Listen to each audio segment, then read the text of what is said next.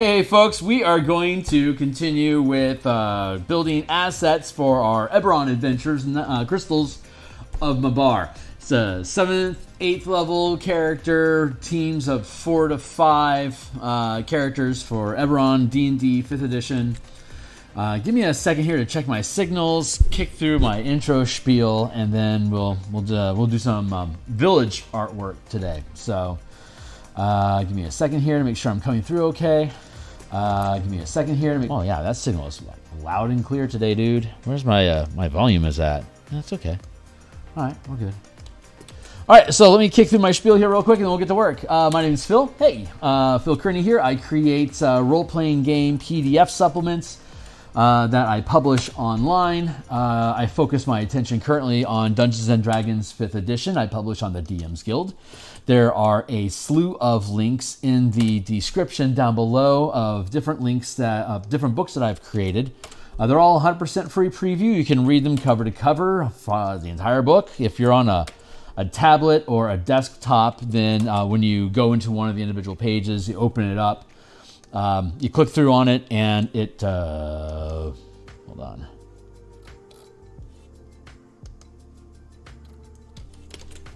Yeah, click on it on a tablet, desktop. You'll see the cover, and then underneath it, it'll say full preview. If it doesn't click on the cover, it should take you through, and then it'll show you full preview.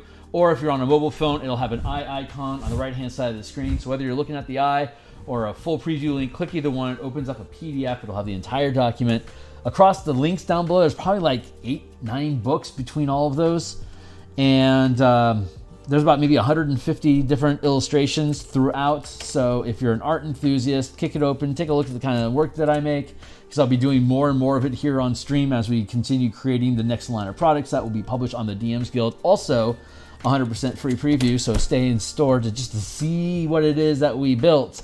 But what we've been building on stream here are all the assets that are included as a zip, as a download, like a zip download if you actually purchase it. So you can always look at the content, but I try to include goodies and cool little tokens and playmats and stuff like that, like little game pieces, fun stuff to use, especially in adventures. Tons of assets that you can print or place online, but you'll get the gist of it just by flipping through the demo. So I'd love to have you guys check it out. If any of this stuff seems cool to you, consider making a purchase to support the stream. Other ways to support the stream would include, follow me on Twitter. I've just posted that I am live on Twitter at Phil Kearney, Filkearney. And probably the absolute best way to support the channel where we're at right now is to like, subscribe, hit the bell, show the algorithms that this long form creation process is something that folks enjoy. And if you do enjoy it, stick around, because that's what we're gonna do. So let's see, I've got that there, I've got that there. Duck, duck, goose. We built this cover like back around episode 40. Yeah, you can watch me build this thing. Cheers. It'll look like that big on the display rack when you go to the website. And then if you click on it, then it'll be about that big on your page. And then if you click on it again, it'll show you the full cover of it.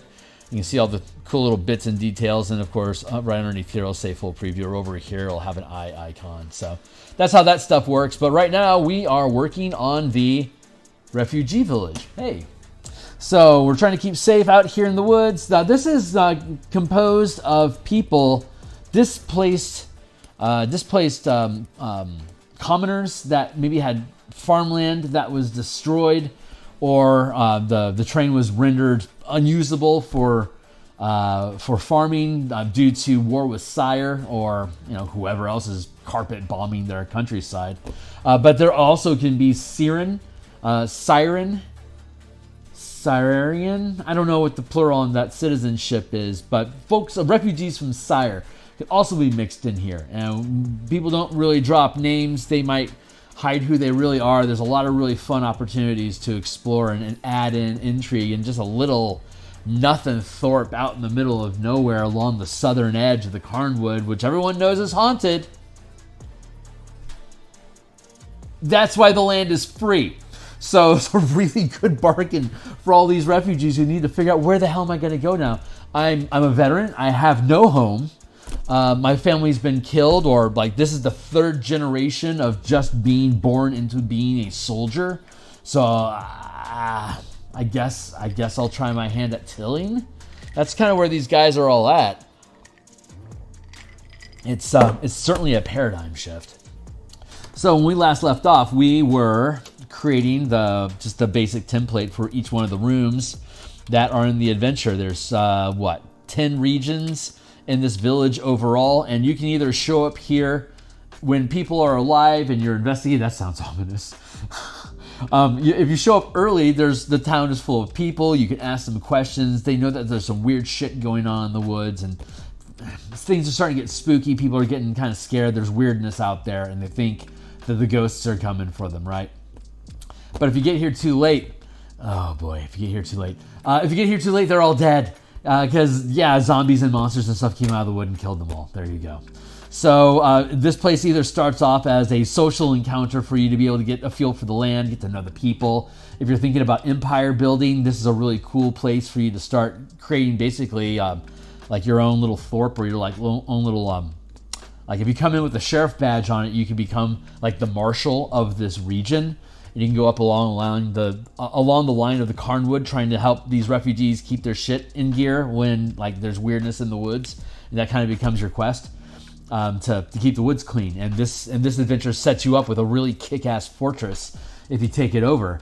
And so this could be this little thorp could become something that you're in charge of protecting and healing.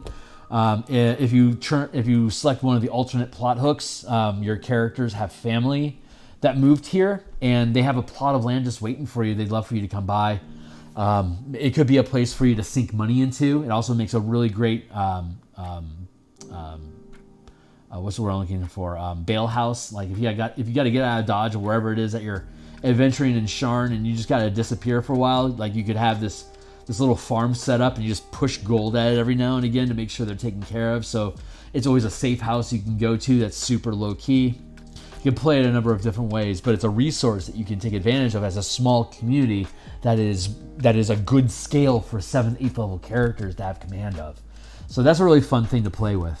So we've been putting in just the home details here. I don't think this is going to be the last iteration of this. There's still a lot of roughness in these lines, but overall, I like how these icons are sitting. I also have this creeping feeling inside of me that I'm going to want to take each and every one of these little these tables and chairs and stuff and extract them as tokens, as room tokens, and then provide as is like this, but also provide a blank floor plan that you can place all of these pieces where they're sitting as is. My God, that's so much fucking work, but I really feel like I want to do that. So, shit takes a while. Everything takes a while. And it's all going to work out perfectly, but it's all about adding value, right? And it's cool assets. So we can put this imagery in the book, but then we can have this exact map as is with unmovable objects in the zip file. But we could also have trying to use words here, Kerné, like a blank floor plan, and then have like little individual tokens for the bed and the table, and the table. Like we can have those as individual assets that you can, like if the team starts fucking with furniture and stuff, then you can just like pull out the stick me's and drop this on your map. Like if you use a virtual tabletop, it's super easy. But we can also like literally provide just blank floor plans that are white. So when you can print them out in a printer if you're doing this in Meat Space, right?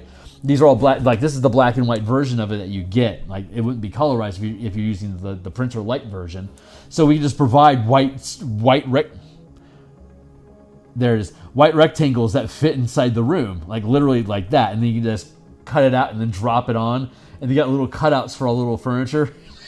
You can, have each little piece of furniture on there if you do like the figurines and stuff. But that's I hate myself for doing it, but I'm not 100% locked down on that. But it sounds like a lot of freaking fun.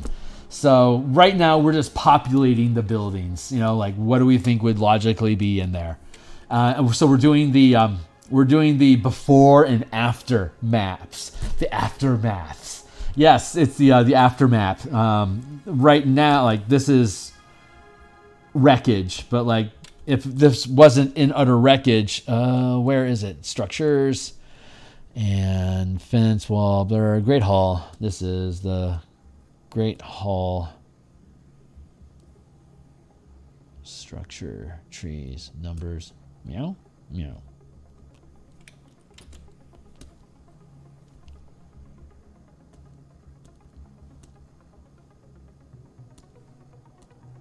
North. Why is this all weird?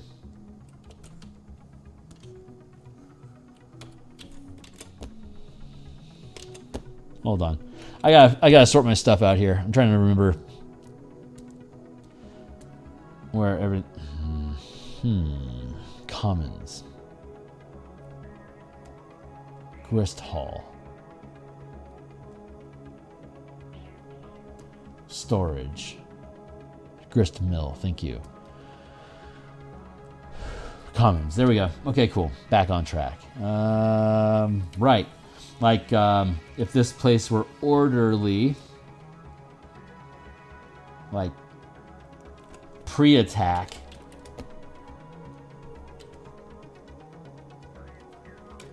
then all these tables can, you know, be lined up proper. What is going on? Pardon me, it looks like I'm in a fight with myself here for a minute. Get out of my life.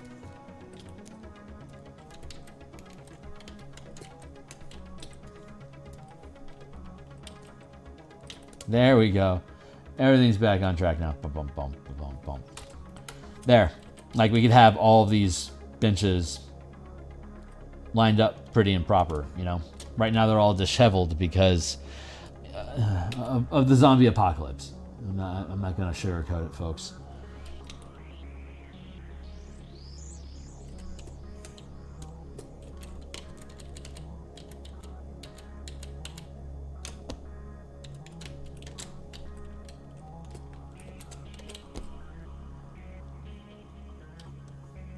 Isn't this just a well-constructed building? Ain't that just nice?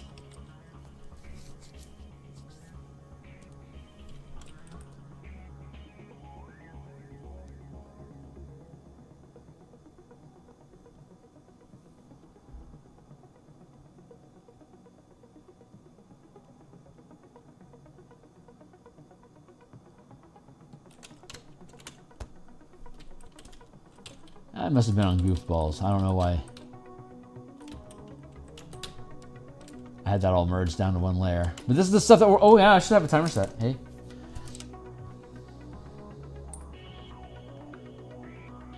"20 minutes on the block. Let's give ourselves an hour."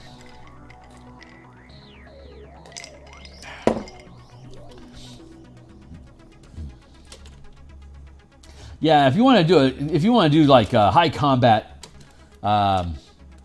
style of game, there we go.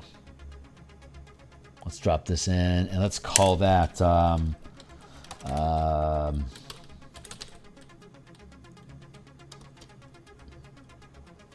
after. We'll call that after. I'm going to duplicate these layers. Duplicate the layers, pushing them down to the next. Don't.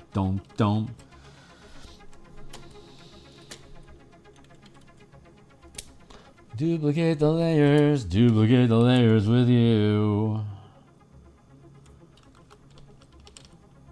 See how the stairs naturally go to the office of the mayor? How he is automatically elevated amongst the rest by being on this dais thing. Like he's got a deck that he has that stilts up that lifts up the office residential area 3 feet. So when he steps out of the door into the commons area directly, there's a natural dais there to have elevation over the rest of the team. So it's a pretty smart setup. I'm really I'm proud of that particular aspect of this. This kind of sets the place up to be you know, a place of congregation if necessary, if you would. Let's see what one more looks like. We might nick the last set. Let's just see how it sits. I think this is going to be too close. No, I guess there wouldn't be anything wrong with skewing it and duplicating.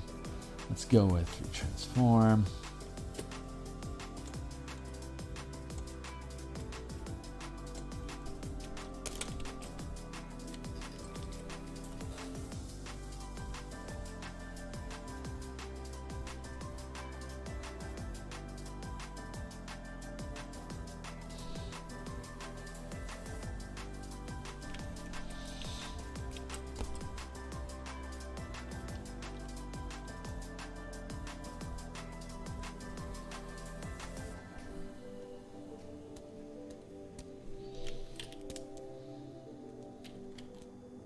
Oh, maybe.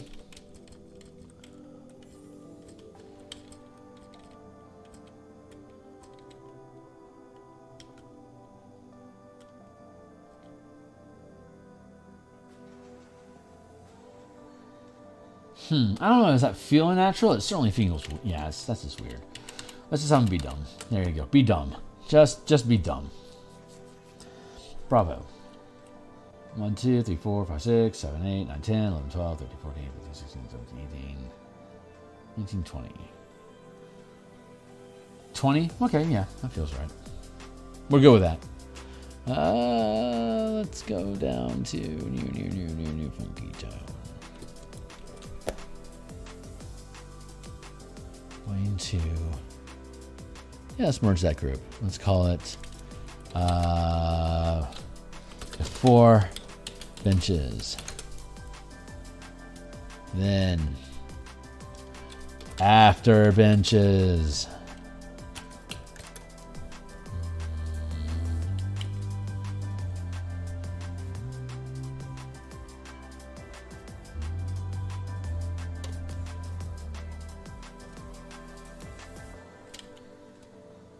I gotta fix the after benches.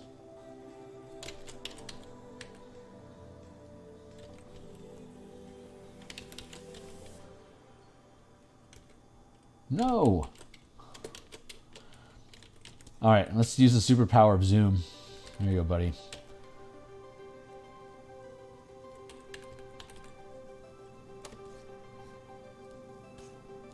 Yeah, some of this shit's pretty rough. When I get tired, I start getting really sloppy line work. I figure I'm just going to go over it again eventually anyway. But maybe if I got into a philosophy of one and done, maybe I'd be able to reduce the time on some of this stuff, you know? I don't know. It's not like I'm a professional or anything.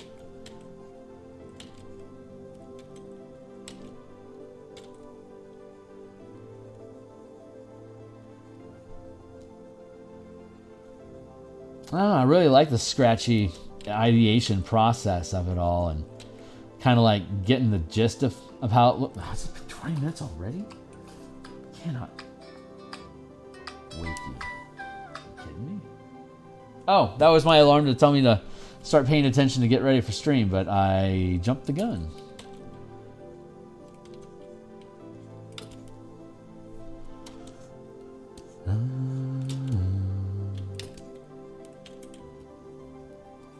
Oh boy.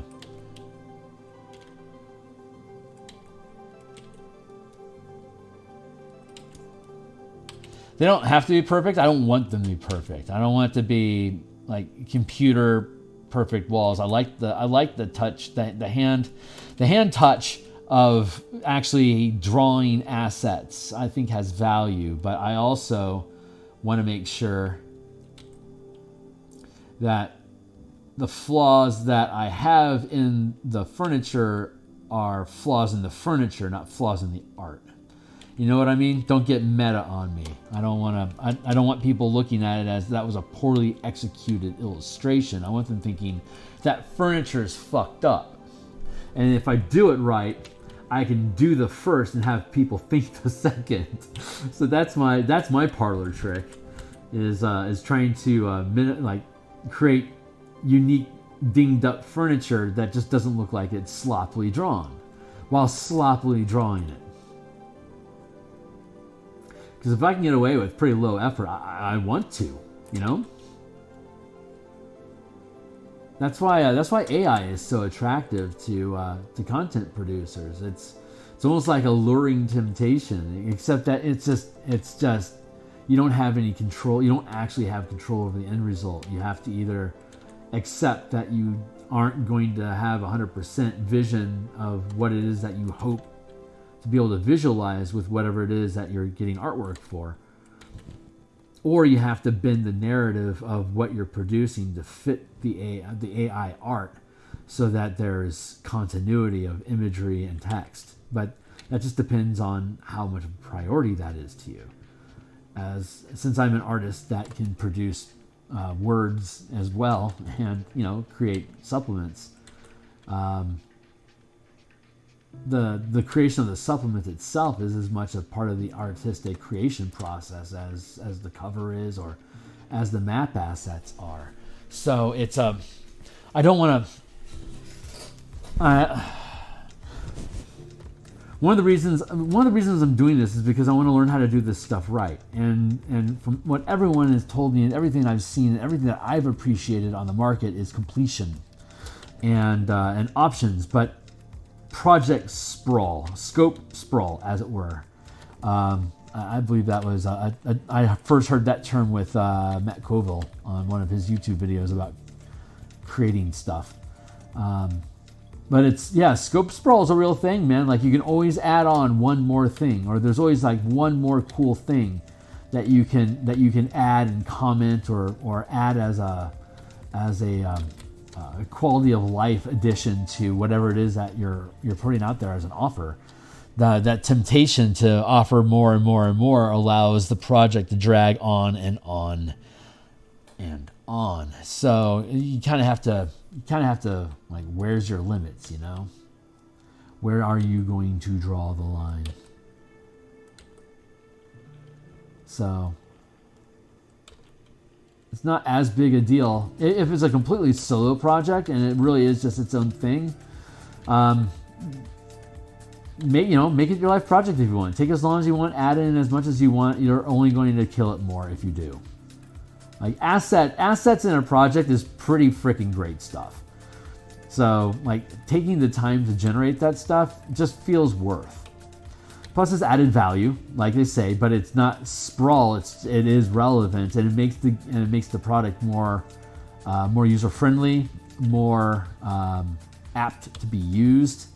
And what I've obviously been discovering with the Spelljammer supplement that we're creating in the mornings is those assets become interior artwork for the book, because what better way to demonstrate, what better way to interact with your material than to use the same tokens that are being used throughout the book as demonstrations of how your mechanics are intended to work. I just think that's a fun interaction there.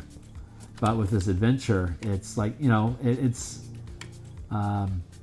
want to provide resources to a reasonable degree, to provide reasonable support for the dungeon master that would be making use of the product. But my team loves throwing furniture around and like building forts to protect themselves from darkness and stuff. It's just like one of the things that they do. So I, as a DM, I automatically think, I should really be making sure we can throw the furniture around. So I should provide you with furniture assets, shouldn't I? And then it just kind of like sends me down a cascade of adding value. Anyway, I am obviously rambling, but cheers. That was not code. I just had an itch in my nose. You, sir, are before the evil comes.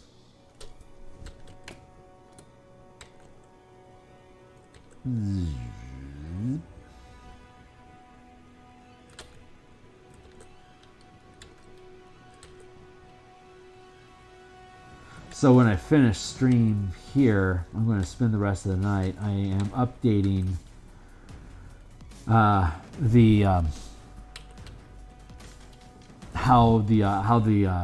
language on the in the Spelljammer document, the spell casting section where you're using spell amplifiers to increase the range and area of different spell effects. It uses the scaling map system that we have at the 5,500 foot scale, as well as the 5 foot and 1 mile, etc. scales. You can upcast spells through these amplifiers to hit at further ranges than what the spell would normally want on a scale of magnitude by 10 at a pop.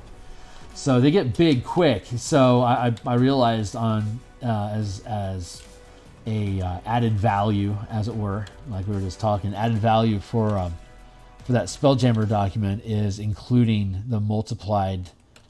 Like instead of just saying, yeah, if you upcast message, you can increase the range by 10.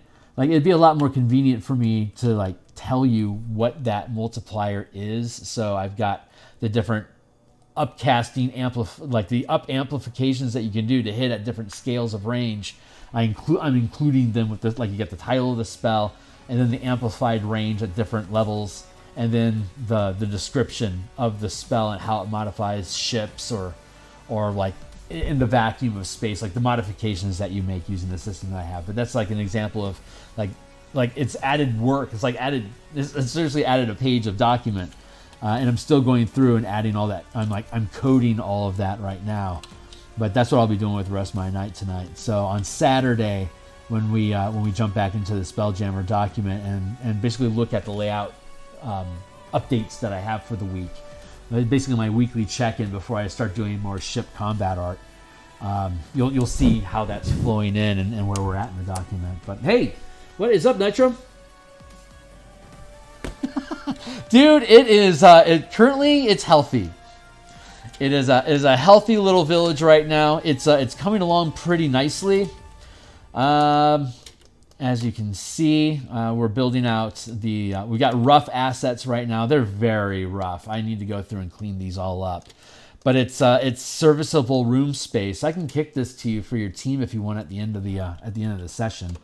All these buildings are at least serviceable. I still need to put roofs on them. Maybe you know what? I was wondering what my next step should be, and since we're talking about it, maybe I should build some roofs. So I'll do that. I'm just gonna make some black and white roofs right now. This is if you want to get your hands on this. I don't know where you have your team at right now. If you're still, are you still moving into the area? Or did you already get here already, or are you still moving through the region? I'm not sure if I hooked you up with this map yet or not. If you don't have it, I want to make sure you get it.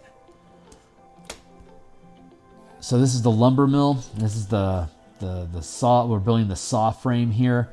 We still need to put doors. Well, this wouldn't have closed doors. This would just be kind of open-faced, but it'll have a roof. This is also open-faced without a roof, but this has this has doors. It's walled in. These are all walled in like they're supposed to be. I need to put doors on this guy still, but I'm ready to roof these guys. Is there going to be a layer you can add on, remove the map to abandon? Yes, that's what I'll be doing next. Once I have all the healthy assets. I was just talking about this. It's funny that you showed up when you did, because like for example, we have the commons here where all the benches are in good condition, and then after, like this is how they bunched up the benches to protect themselves from the threat. And then obviously, if you remember the description from the commons, this place is just full of crystal and Vulpina Lotharia and corpses. Like the first, like if the place was wrecked, and this is the first, like this would be like the first serious fight that the team would have. So yes, there will be a fucked up version of all these maps. I'm not there yet though. When do you need it? Still moving into the area. I'm betting you'll be done with this map before the party gets there. No string pulling on my part required. Love hearing it, man. But honestly, I need a task to do, and I wasn't honestly sure where I was supposed to go right now. So me building roofs right now, honestly, feels really cool. But yeah, I'm going to have this healthy map and then the wrecked map, and we'll have like globs of crystal and like blood splatter all over the place, and we'll have corpse tokens and all that good stuff for you, buddy. That's the intention. So we'll go with let's go with commons, and let's add a roof layer. Roof. Yum. Let's go with. Let's make it let's go find a square.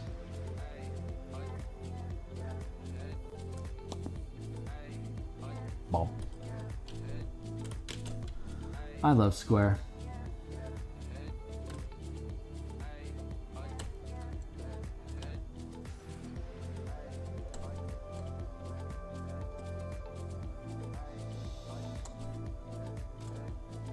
Yeah, this is the kind of chillax sort of art I was looking to do for now.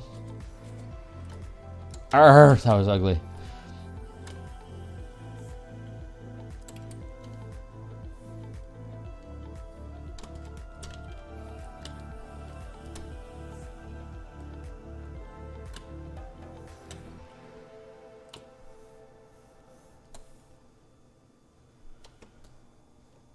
Yeah, that feels right.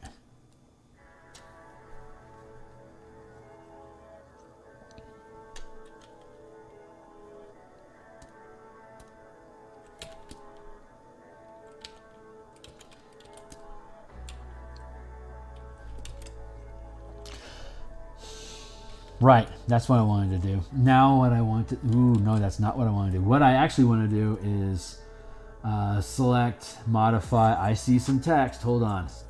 Give me a second here to get to something structural for... There we go. That's what I wanted to do. That looks horrible. Kearney, what are you trying to do, boy?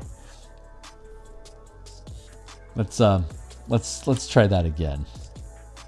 This time with feeling, son.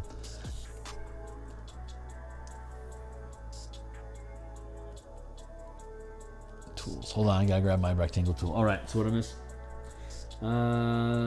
Idea. I just had village isn't abandoned. Let's get this on screen. Village isn't abandoned during Act 1, but it is when they get back from Act 4. Yes! Don't think it works well for a one-shot, but fun to think about. Absolutely. Maybe it's the beginning of a hook on how to continue the adventure into the campaign. Absolutely could be, man. I mean, there's a lot of undead that escaped out there, and some of them could be intelligent. I mean, a lot of them are. I mean, there's demons and stuff that are running around, like shades and bar guests and shit like that. There's a lot of intelligent evil just walking out of this place into the wood. Like I was talking about that. You should catch the beginning of the stream because I was talking about that. How you could become the sheriff of this region and use that as a seed for a whole campaign of dealing with undead threats that are in the forest. And at some point, the Eidolons in the western part of the Carnwood, the spirits that are in that, like hundreds of miles away, eventually start catching wind of all the bullshit that you're doing over here.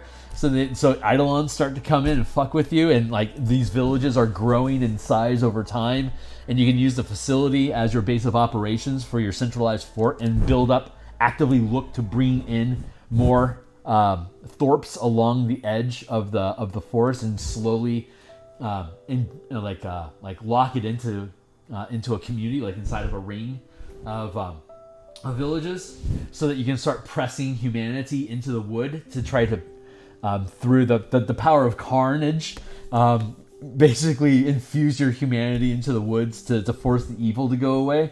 And your characters would be the focal point of what that campaign is. So like you're basically trying to take the Carnwood back from evil, sweep it out, and by the time you get to the capital, you have so much renown that you could stay there and rule. I just think that'd be a fucking fun campaign. So like the first few levels, you're scraping around the fringes. Like maybe you came from one of these villages and you dreamed of going to the big city, so you go do some big city stuff, and it's all bullshit. But you make some cool contacts, and then something horrible happens at your home village. So you head back here, and then this shit unfolds. And you're like, oh yeah, I knew about that place back in the day. Our parents always told us to stay away from the creepy old wells, so we did. But I remember it's back there, so like that would be a completely different way to spin that from like a level 1 to Jesus all the way up to a 20 level campaign if you really wanted to escalate the evil pushing on towards like by the time, oh my god, you get so good at fighting evil through the Carnwood, by the time you get near the capital, you can sense that there's vampires there. And you realize that the whole mobility is actually vampires and you have to kill them all. And so now you're torn. It's like our nation has been ran by vampires for centuries, for generations. And I either leave society in place as it is to build against the other nations, or I slay all of them and throw our country into complete chaos and become a traitor. So, like, that's a really fun campaign. That's fucking cool. Man, I'd run that game. That's dope. Anyway, we're making roofs. So, get back to work. But yeah, that's the kind of crap you can do, man. Fun stuff. Fun stuff. I'm going to put that there. This is the way I should have done it the first time. I don't know what I was thinking with that rectangle. You can't let me do that shit. But God, yeah, that'd be such a killer campaign. Our team our team's level 18. They've been brushing up against level 18 in my Eberron time travel campaign, but they finally hit it. Yesterday we had a 2-hour lunch and we ran a long session, and they beat a boss fight. It's the Metroid style of the campaign where they basically have threats they can't do anything about because they're so vastly overpowered. But if they just wait long enough to level up or get a specific spell or a magic item that allows them to push the odds in their favor, they this bug demon that they've been aware of since level 5, it's been way too powerful for them. But now they're level 18, and they have these disintegration grenades that they can bond a number of magic items to themselves, so that when they reset in the Groundhog Day, when they snap back to the beginning of the day, they can retain up to 3 items. It's their proficiency bonus divided by 2. So they just gained access to a 3rd item, and so now they have these dragon shards or kyber crystals that hold a specific spell. So they're spell grenades. You throw the spell, it blows up, and you get it once per day. It's a one-shot item, but since it's their bonded item, every time they rewind back to the beginning of your Groundhog Day, they have the weapon back. So they can use it over and over again against specific targets, because they can only basically take down one major target per day. So maybe, depending if they get their timing right, they can knock out 2. So they don't have a lot of, they can't do a lot in a day because of what spells I've restricted them to. So they have to do a lot of running around, and they have to build different save points using the Dream Druid's bonfire ability. She can set new save points, kind of like Lost Souls. She can create a bonfire anywhere she wants, and she can bond the team to it as a ritual. And when she does, when they die, they respawn at that bonfire. So that's one of the things I did when I gestalted all the classes together and gave our druid Moon, Circle of the Land, Forest, because it's a forest campaign, and then Dream Druid. And I've been using the different class features that they get. I choose which class features they get from the Gestalt classes at what levels, so I can use them as level rewards for the campaign. Like if they fight their way through a cavern with a bunch of spider creatures and bat monsters, by the time they get through the cavern to the other side and they gain a level, for Druid of the Land, she got a second land, so I made the second land caverns. So now they don't have to worry about difficult terrain when they traverse the caverns now. And when you parse out, like, as a DM, it's like if you use that Gestalt system, you can use a number of different, like, whatever features you want from whatever subclasses. You can combine them and give them multiple archetypes and just parse them out by level and use them as rewards for achieving shit like Castlevania or Metroid, where you defeat something, I am now going to give you a class feature that makes doing that in the future easy. so they can move across more land. If they have the same set point in the future, they can get further through their speed run than they could before. So it's a really fucking fun campaign. And since they only had like one magic item that they had bound to themselves in the beginning, they bound a book of riddles that they had found, that they were trying to find all the clues and the mysteries that are inside of this book. And they had to keep spending more and more time with it to get deeper and deeper into the code of the book. And as they go in deeper, they find more types of rituals. So it's like this Cthulhu type of lore knowledge book that feeds them information. The higher level they get, the higher CR, the higher defense DC bonus they can hit with their research checks. They can delve deeper into the content to find new things that let them do more stuff. So they have a number of different channels they can run, like they tattoo themselves. So for whatever reason, when they die and they come back, all their scars and their tattoos remain with them, just like they can bring a magic item with them. So they notice there's something wonky going on. It's not a true reset. They're changing things every time the day starts over. And they don't know everything that goes on behind that, but they think it's some sort of quantum tunneling or like Ant-Man type shit. So that's kind of how they've been playing it. On how they continue campaign. I've been rambling hard, guys. Sorry I'm just talking shit instead of actually doing any work. I actually kind of feel bad about that. Most good campaigns involve overthrowing the government, and sometimes it's even the DM was guiding players. Absolutely. The current favorite PC comes from a background of systematic oppression and is a walking ball of hatred towards wealth. That's awesome. Cheers, mate. Cheers. That's great. It's, 4 pixels. There. Oops, that's white. Paint it black. Ah! That was supposed to be a drag, not a dot. Let's try that again. Boop. There we go.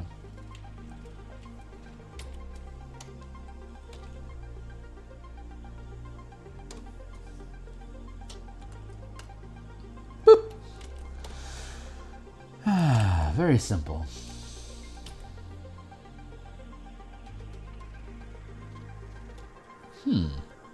Well, that is a thought, isn't it?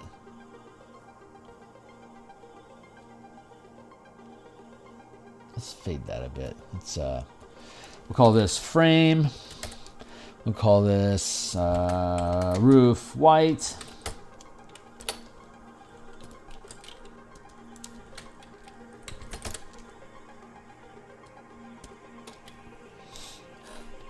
What type of roof are you planning on drawing? It looks, I don't know, it looks kind of like meow.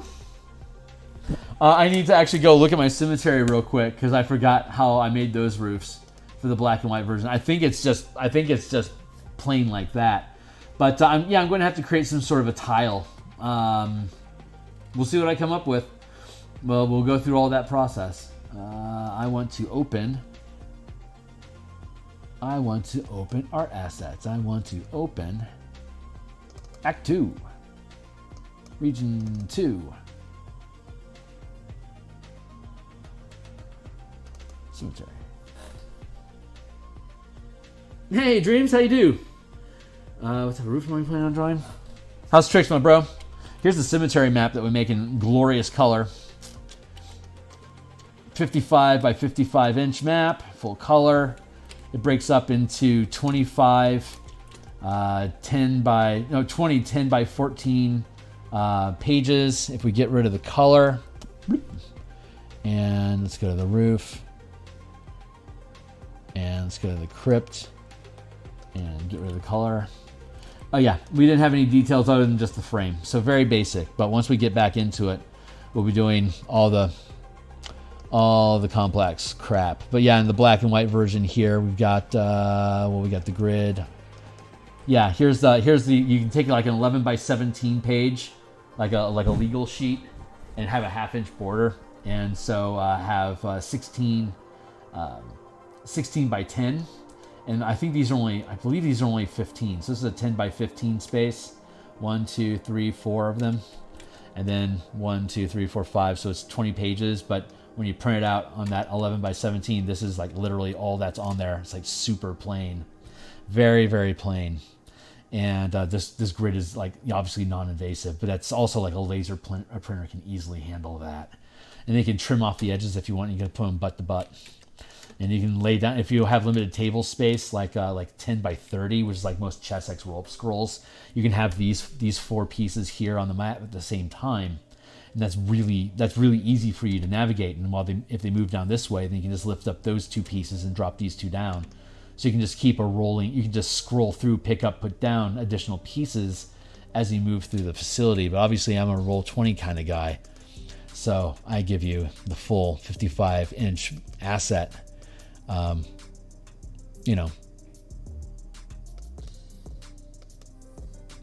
Without any bells and whistles. So hold on, let me get rid of the tables. There we go. I was here to look at the roofs, but then I got caught up in bragging. So thank you for indulging me. This took forever to build, and it was just absolutely a joy to create. I just fucking love this thing. God, I am just. I am proud there are so many people waiting to get their hands on this. That it's not even released yet, and there's people that want it, and that makes me feel like I'm doing the world right. It just makes me proud. Maybe it should have a different roof style. The black and the white options is such a big brain move. Thanks, Jane. I may need to hit you up for the specifics on Discord because I'm going to need to draw maps in Enigma's SKT. Very cool. Right on, my dude. I will happily give you guidance, and you are, of course, certainly welcome to glean knowledge from here. If you ask me random questions, if I'm capable of answering them, I shall. Nitro, you might be right, man. It might be a really, really good idea for me to use some different architecture because of the difference in time. Plus, the difference in quality of content that they'd have available. These dudes aren't.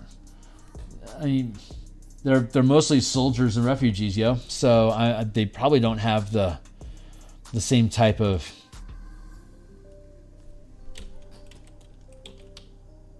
background. I don't know if these dudes even know how to make a house,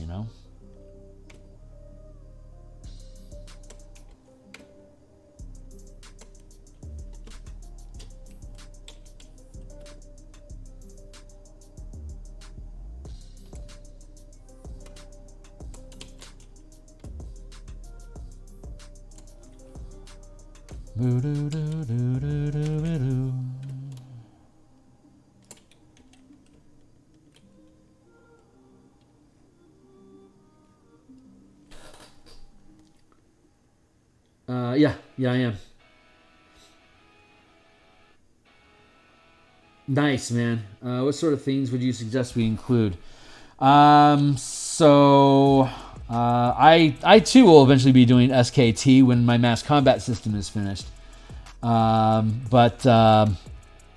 I think a good world map that has, if you're doing expansions, then you're going to want to be able to map mark where those things happen. So providing a world map that's relevant to the region that's inside of it. That's weird that I did that. Huh. Also going to want to have, 1 second.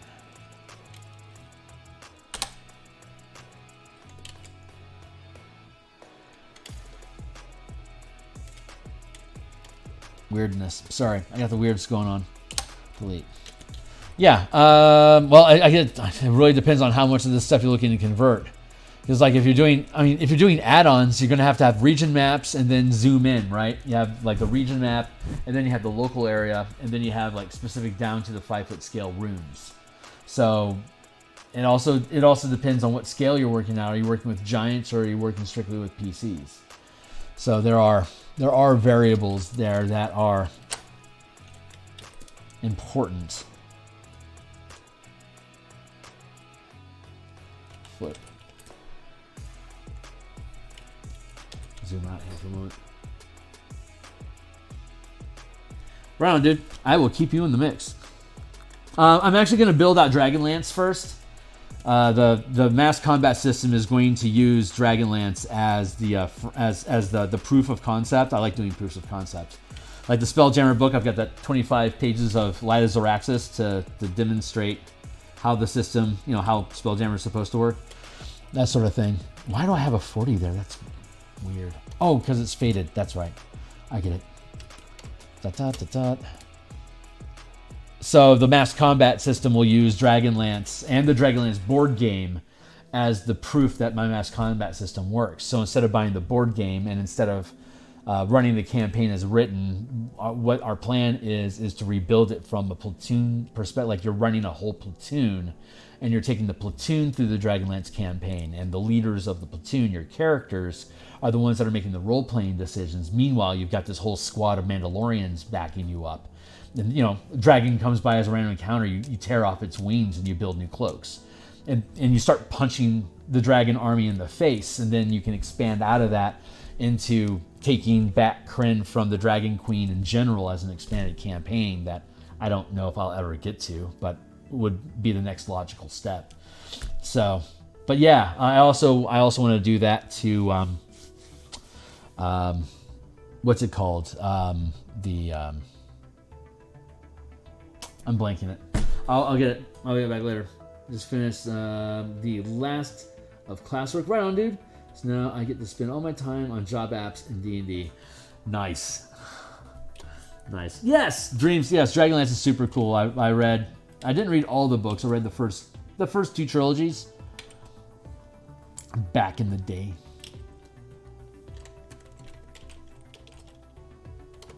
That feels a little better. Yeah.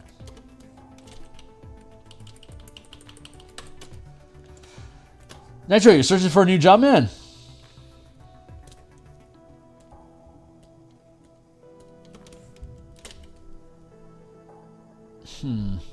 What do I do to make it? Oh yeah. That's what I wanted to do. I remember now. I remember the original quest. The original quest was to put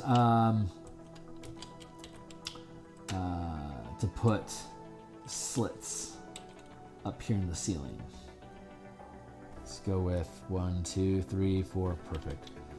2, 3, 4, 5. We'll go like that.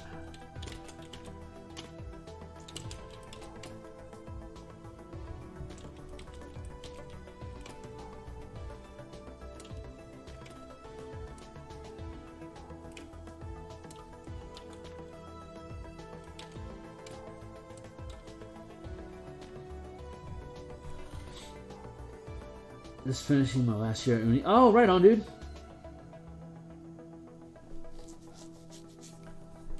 Good luck. Is it is like a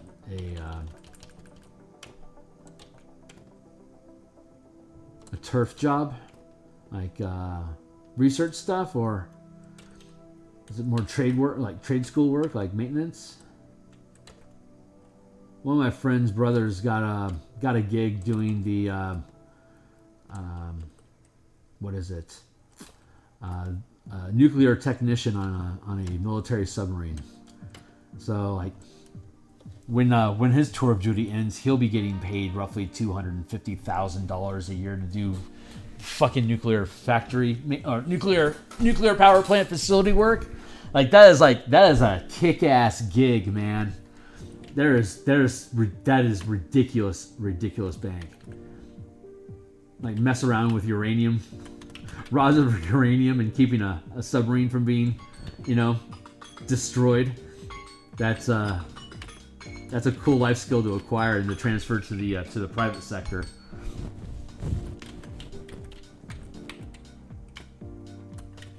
I tried to join the Navy. My eyes wouldn't let me. But I don't think I'd be a lawn hair artist if I had. And let's finish some art today. Ooh. Massive commission about 200. Right on, dude. Yeah, no kidding.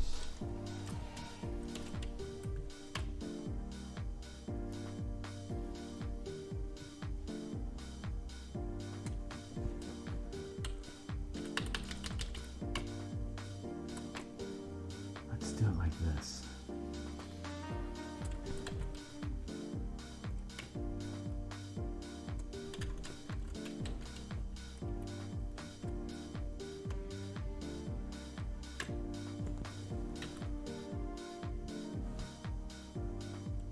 Oh, yeah.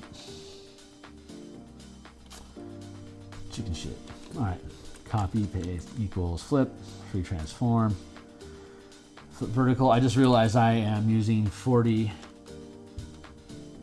instead of 0. I'm like, why is that so pale? It's because you're stupid, Kearney. Because you've done fucked up, kid. We'll fix it. Let's go to boop, boop, boop, boop, boop. Boop. Let's go to image, adjustments, brightness, darkness. There. Not quite there yet. Let's do it again.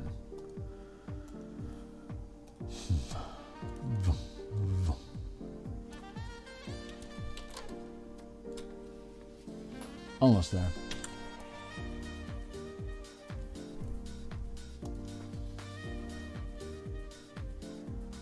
Brightness, darkness.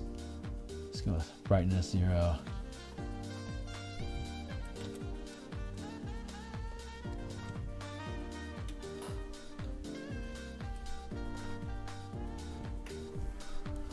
One more. Image. Adjustments. Bright, dark. Bright, blop. Blip. There we go. Zeroed out.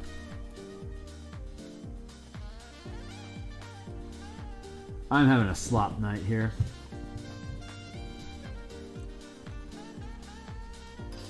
So one of the things is, yeah, we were talking about SKT. Sorry, tangents. The color shows 69. So one of the things is the map in SKT are huge, and we want to do big versions of them that can be cut up. Oh, okay, just like I'm doing. Yeah, right on. Do you know how big they're supposed to be? Because like this map is like that cemetery map is 55 inches. The underground bunker, it's 75-inch square map. This one is, Jesus, what is this one? This one's probably 50. Hold on. Yeah, 55 inches. Oh yeah, another 55 by 55. Yeah, big.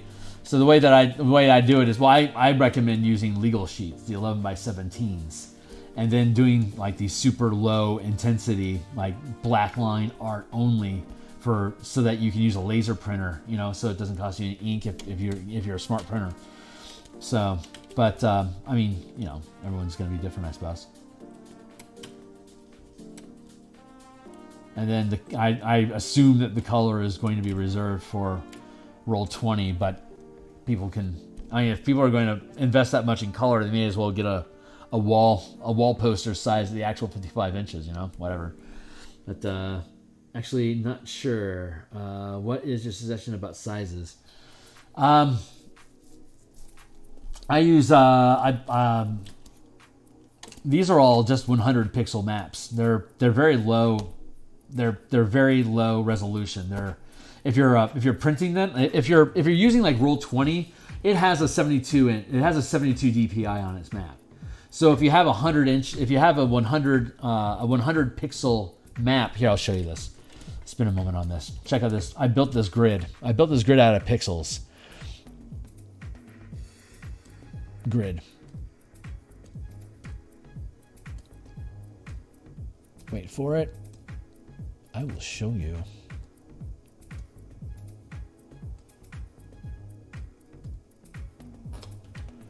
All right, this is a 75%, and this is 75%. This is black, and that's a white grid. You can't see that white grid. So when you put the black over it, here I'll show you in the other one. Let's go look at the cemetery since that's a finished piece. I wonder if your university has a printer I can use for big battle maps. Is this? If there is, tomorrow's my last. Oh shit. Let's see. All right, so we're on the mission. Let's see. Here is our map, right? So here's our grid, and then we go to our grid. Get rid of the stapler here. This grid is 75%. See, it says 75% opacity. This here is the black. It's 75%, and the white is 100%. So if I get rid of the white, it goes black, right? But it's 75% black, so you can see through it just a little bit. But with the white underneath it, if I got rid of that, that's pure white. So 75% of the black leaks through as a gray tone that you can see on virtually any other background. So when you're doing a print map, if you get rid of the color, you can just get rid of the white and you just have the black lines. But with this faded, it doesn't interrupt the structure that you have. If everything is pure black and white, then when you have this 75% black line going over it, the eye can immediately recognize that it's just the grid, not the actual map. So that resolves the grid issue. If you make it 11 by 17, then you can set the action space to be 10 by 16. So you have 16 inches by 10 inches, which is what, 80 feet by 50 feet. Or you can use an 8.5 by 11 if you really wanted to, and do like little 5 by 5 like micro grids if you wanted to. Like I've got some 20 by 20 vignettes that I can fit on. I can fit on two 8.5 by 11s, right? I can do. Well, no, it's 3. I can do 7 inches, and then 6 inches by 20.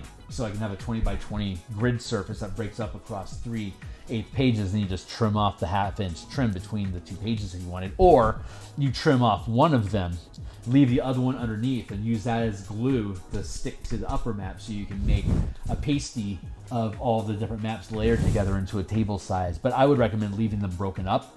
But you could use a pin through the map into the trim underneath.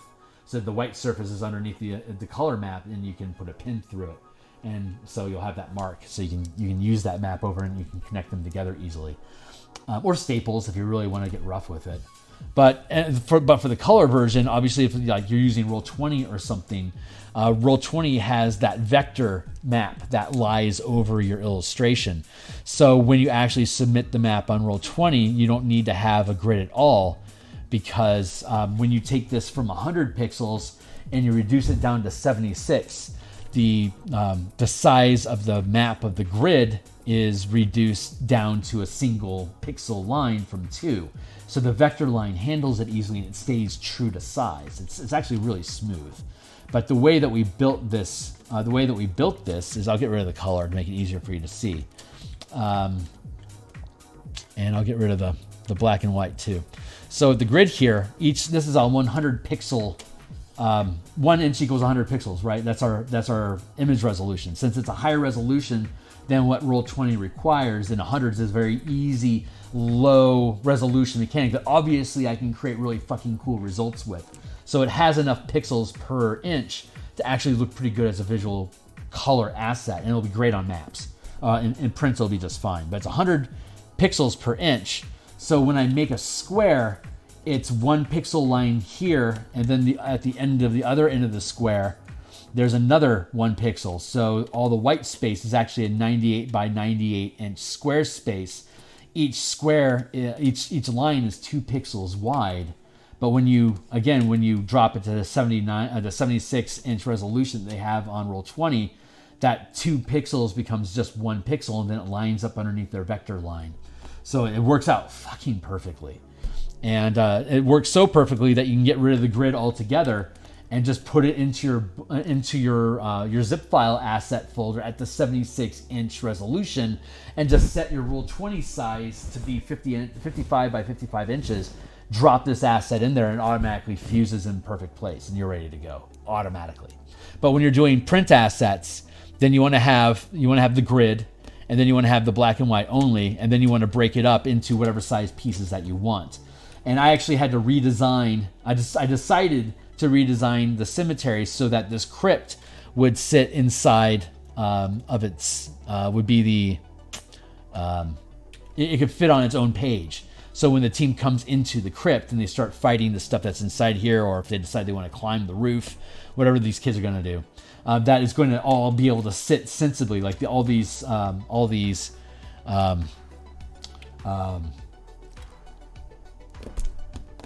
can't believe I forgot the word. Tombs, whatever. Is a different word than that. But these tombs, they don't have any doors on them. They have roofs. So when the team walks up and they want to go into the room, you can take the roof off as a separate piece, either black and white, as mostly white square, Whereas this colored piece, if that's what you're doing. If you're going to color it, you could go to 300 DPI, but honestly, you don't really need to if you don't want to. It's a print asset.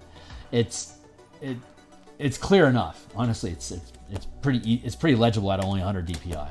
So you don't really have to break your neck on it. Higher resolution is great if you're doing some sort of like deep gradient, but we're not doing anything too complicated with this. It's just a lot of stippling.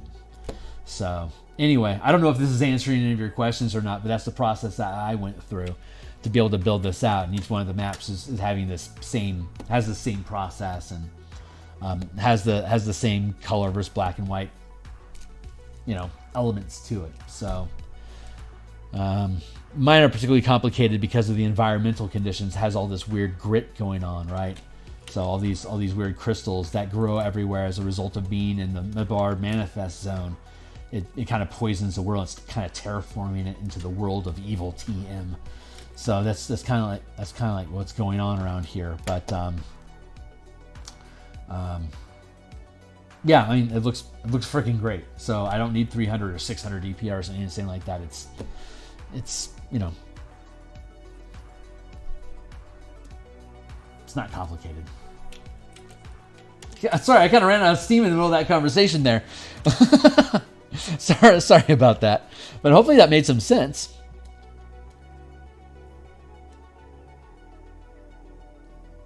Structures, I am down here in the roof. That's where I want to be at. No, it's in Karnath. It's in northern Karnath along the Karnwood on the at the northern end of the eastern plains, which is like contested Talenta territory. Since Karnath has had so much war front, they haven't really been able to keep their eye on their ass, and so the Talenta halflings have been coming up into grazing into the eastern Karnlands. They just haven't had a strong enough military presence away from the main conflict to be able to have an effective sheriff to be able to keep the halflings out of the region.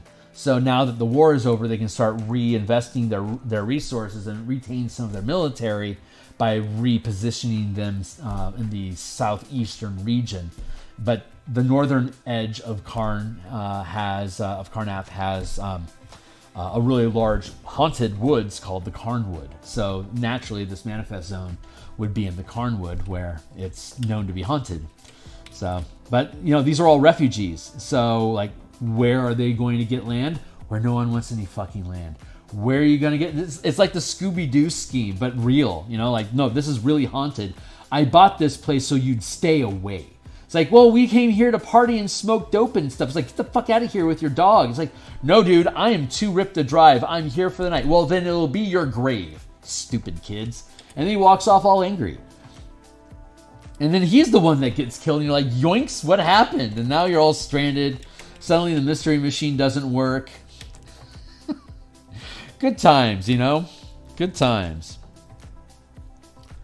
We're building a window.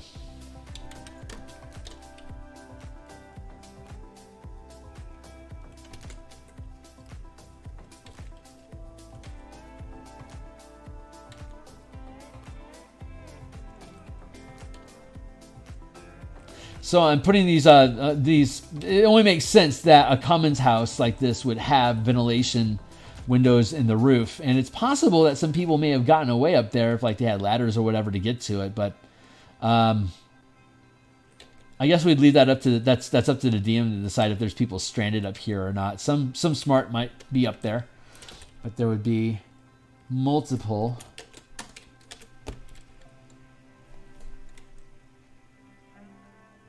We're all new with Eberron, man. That campaign setting is so ridiculously deep. You can never catch up.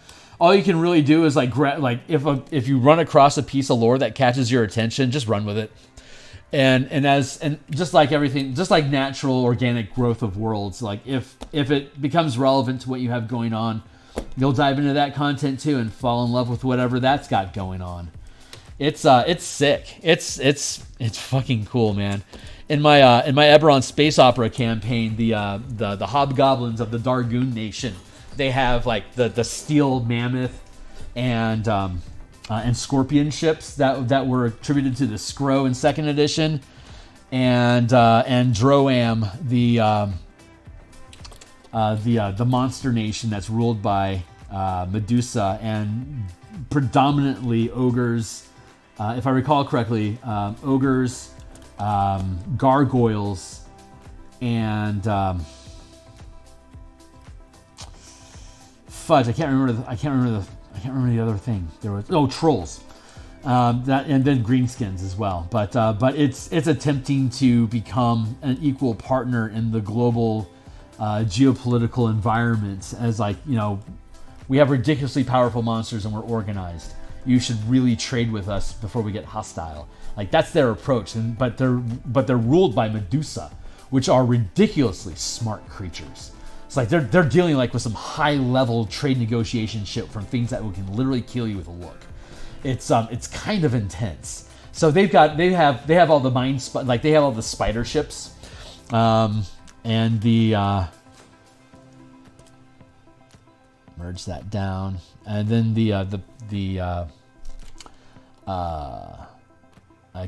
Brayland has Carnathy has these Voltron looking skull ships, and Brayland has the Elven flitter type craft, and that's Alundare, and then Brayland has the hammerhead and the squid ships. And the Zalargo makes hammerheads, squids, eels, like all the fish shaped ones, and then the Droam, they have all the insect shaped ones, and then the lizards in the forest that I've forgotten the name of it offhand. Anyway, they have the turtle ship, and they fly just like in second edition Spelljammer. They fly it close to the sun, so that they can superheat their eggs, so that all their lizardmen are born ridiculously intelligent with psionic powers and basically become space Yuan-Ti is basically what they evolve into. That's why I love so much about Farscape, because Farscape, they had the flower, they had the bird of paradise flower, and if they ate enough of them, they evolved and became more intelligent and more human-like.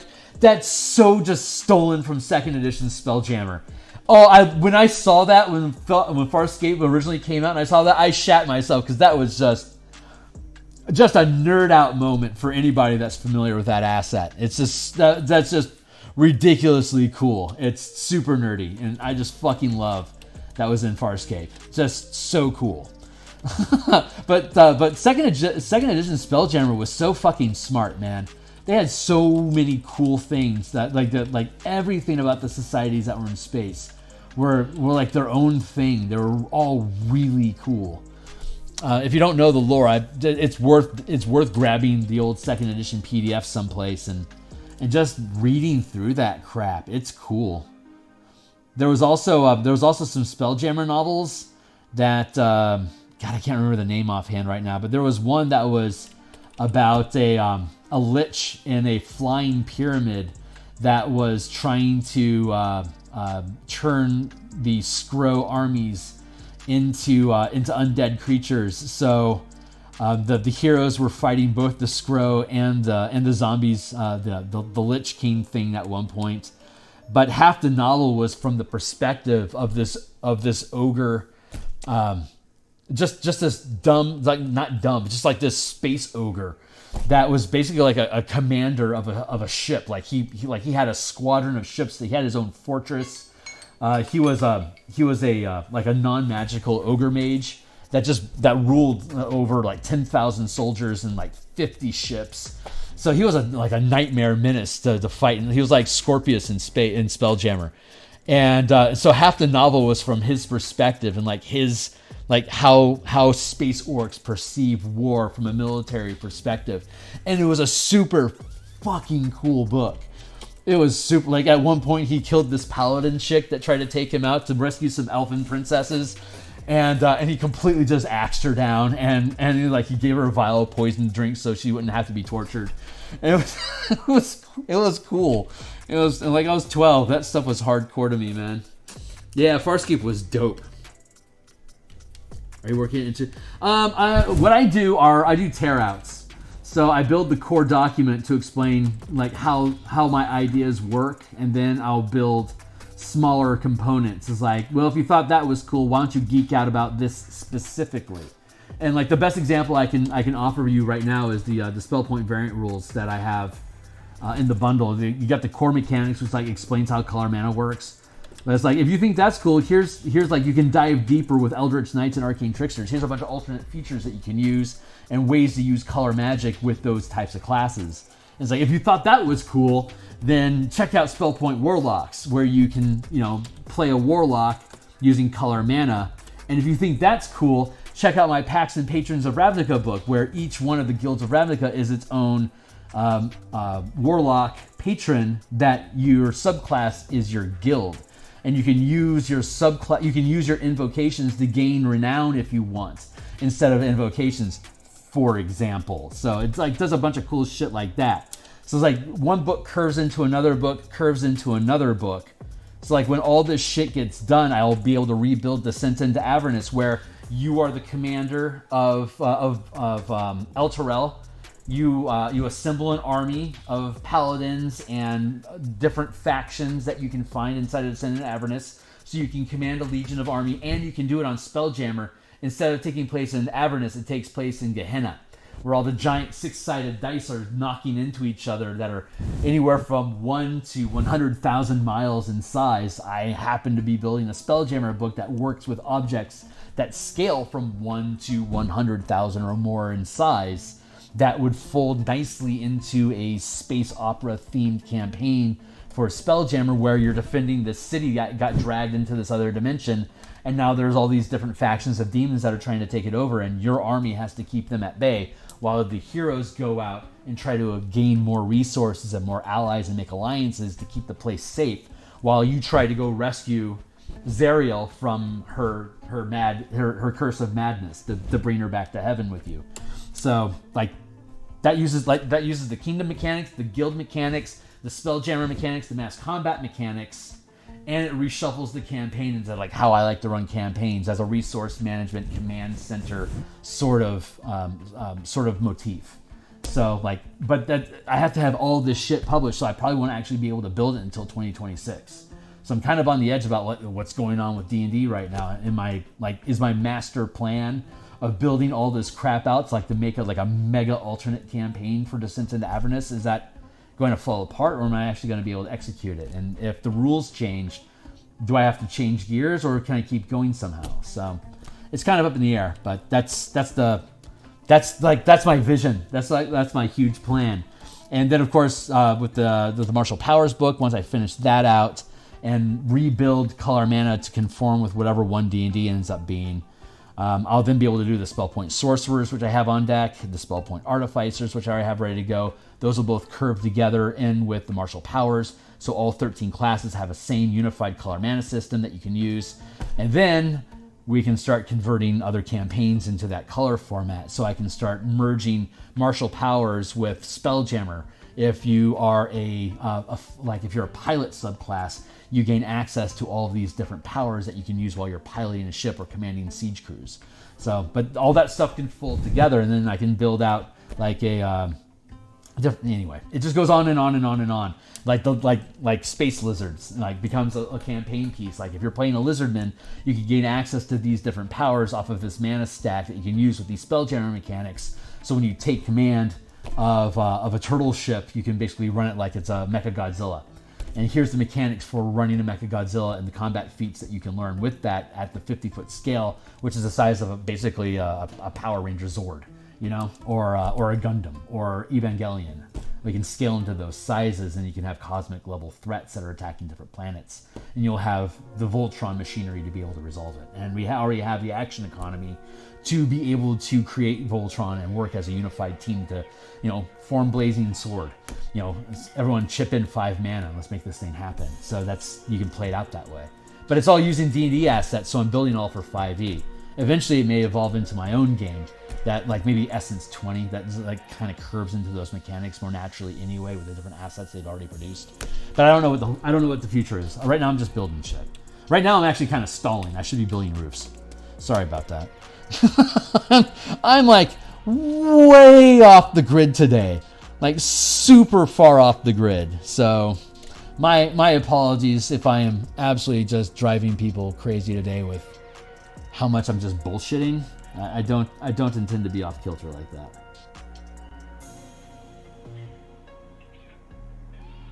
I'll be there.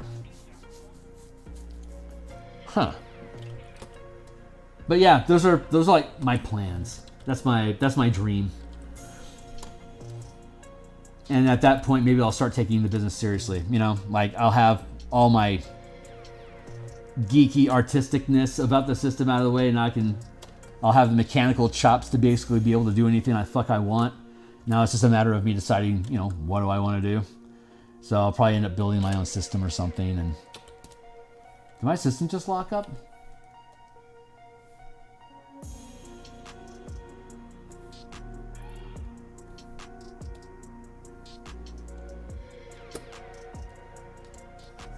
Yeah, I just locked up.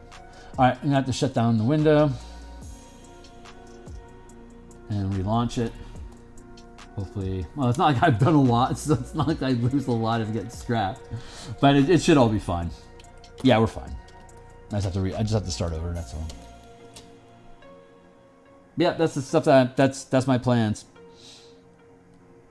Like, as far as big projects, but once all those things are out, I can do things like build like a Boros kit, you know, like here's a bunch of magic power stuff that you can have with Boros if you're using, you know, color magic red and white or whatever, or like here's how we can structure Theurgy as an ongoing threat, as like here's an example of different like pirate crews and pirate vessels, and you know, here's the mechanics that work with those things, that kind of crap.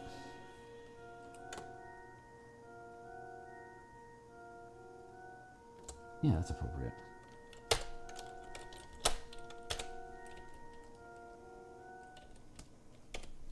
So let's do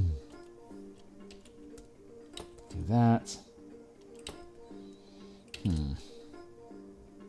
Let's free transform.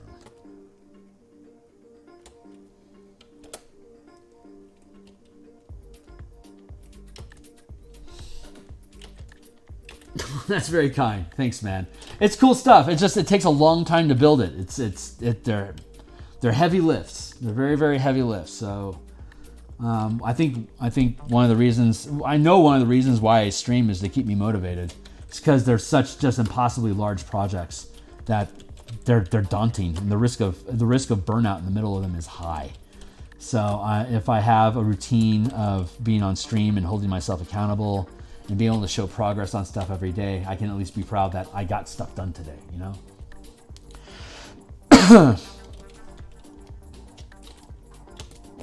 Free, let's go to select, modify, contract by 4.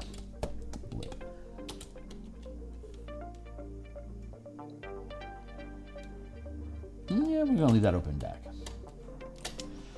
Now let's go to, this is office roof base.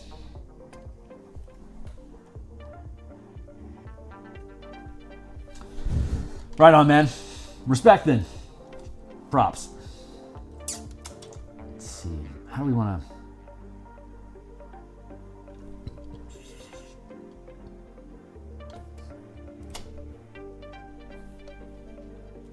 I don't know, Nitro, what do you think? I don't know if you're still around or not, buddy. But you were saying a different type of roof. What do you think about a different type of roof? I mean, I think there's only so many ways you can effectively make a roof. I could make it more ramshackle though. More like no, they know how to make a roof. I know that we're gonna scrap, but they have all that lumber they've been pulling. They're gonna make it proper. They'll make a proper roof. It won't be stone. It'll be wood shingle. You know, tar and ooh. Maybe that's what I should do. Maybe I should do a like a thatch.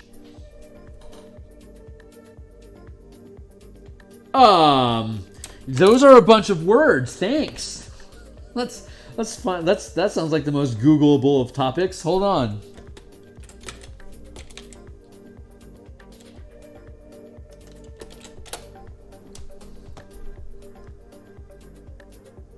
Oh, do tell.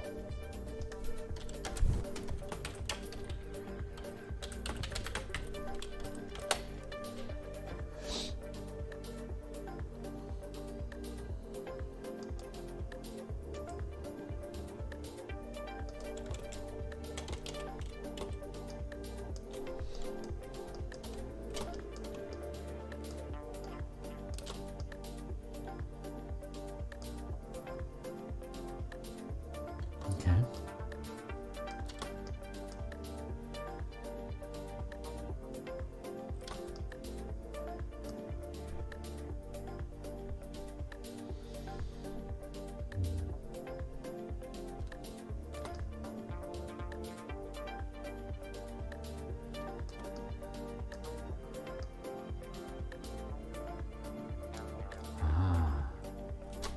Okay. I was kind of halfway there. Good call, bro.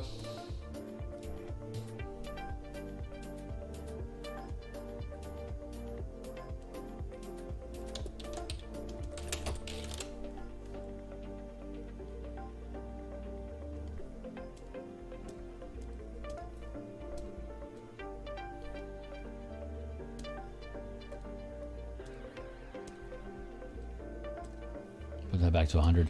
Once this thing's properly built, we'll be able to use these dormers.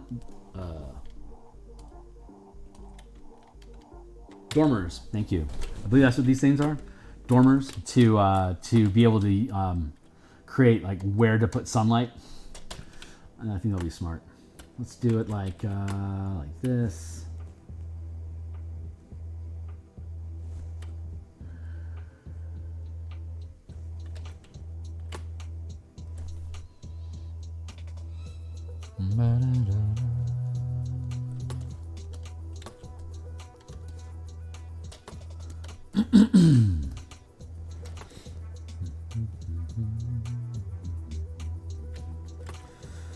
Yeah, okay.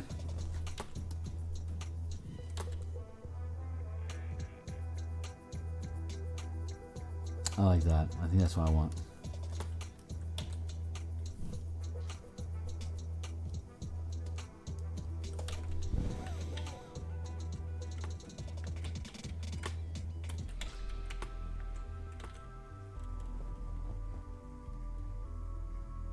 Yeah, maybe like that.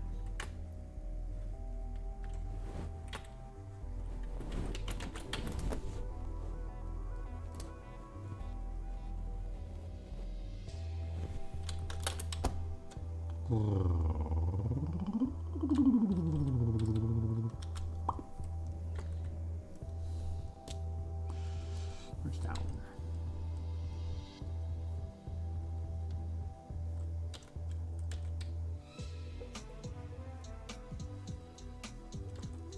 Yeah, I think I just leave it boxy.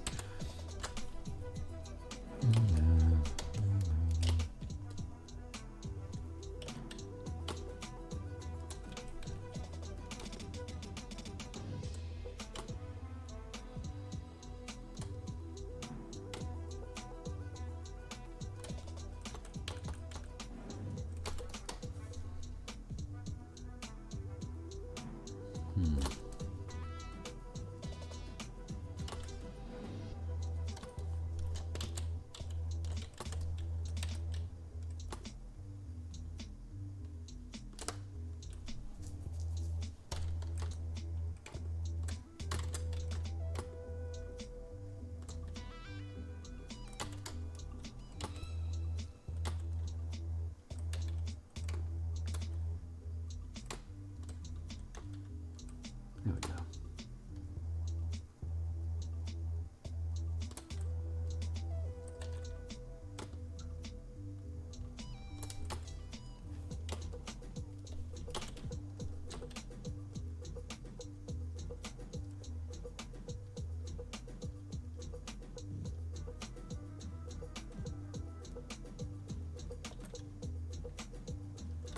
You know, I was using a really strong fan. Like it was like a reverse vacuum to blow dirt out of my computer, and it was so strong that when I put it up against the fan, the cooling fan, that it slowed down the spin of the fan, and apparently it over torqued the. What are you? Get out of here! Thank you. It over torqued the motor, so now it goes over and fucking over again. It's driving me mad. I'm probably gonna have to go get it fixed. But I hate having to fix my computer. I certainly hate having to replace my own parts. I am not a smart tech guy, mostly because I'm fucking legally blind. I can't see the small parts that they want me to manipulate, but my computer is... I'm concerned for it. It's a liquid cooler, and it needs a good fan to cool the liquid. And I think that does a decent job. Let's do it like that. I bet that's going to resolve it.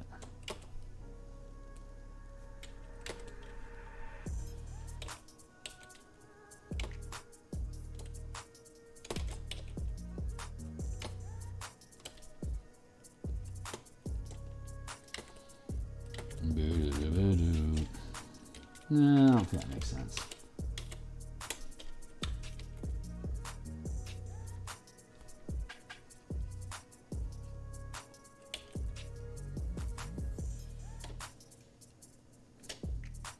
Maybe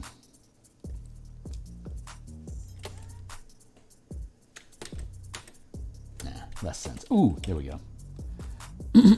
Most sense. What are we talking about? That's here's owners.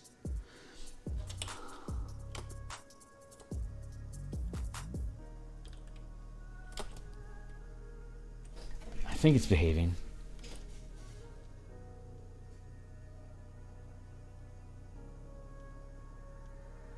Yeah, it's behaving.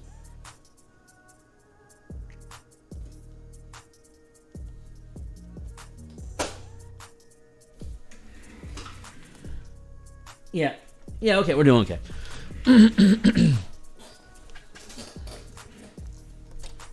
Mild panic, don't mind me. Where was I? I was building windows.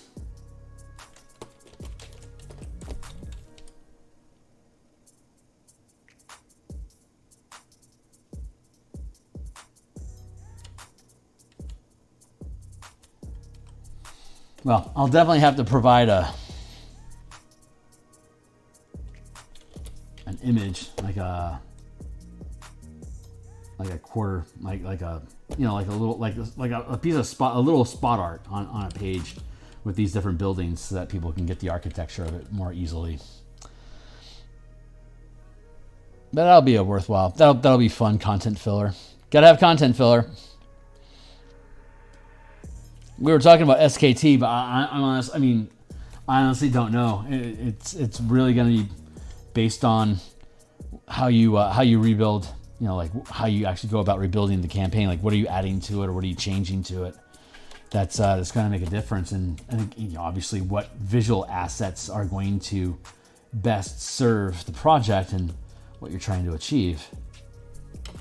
Like for the Dragonlance rebuild that we're going to do, we'll have to have maps at the 50 and 500 foot scale to accommodate the size mechanics that we use for troops, which means that we'll have to redraw all we'll have to redraw all the board game maps so that they work using the grid scaling system that we use instead of the hexagon, or like the weird shapes that they have on the map for representing transitioning the different phases of the battle. We'll have to break each of those down into their own individual pieces that make sense inside of a D&D, grid square area. And I think some of the maps in the book are like at the 15, like at a 20-foot scale, something ridiculous like that.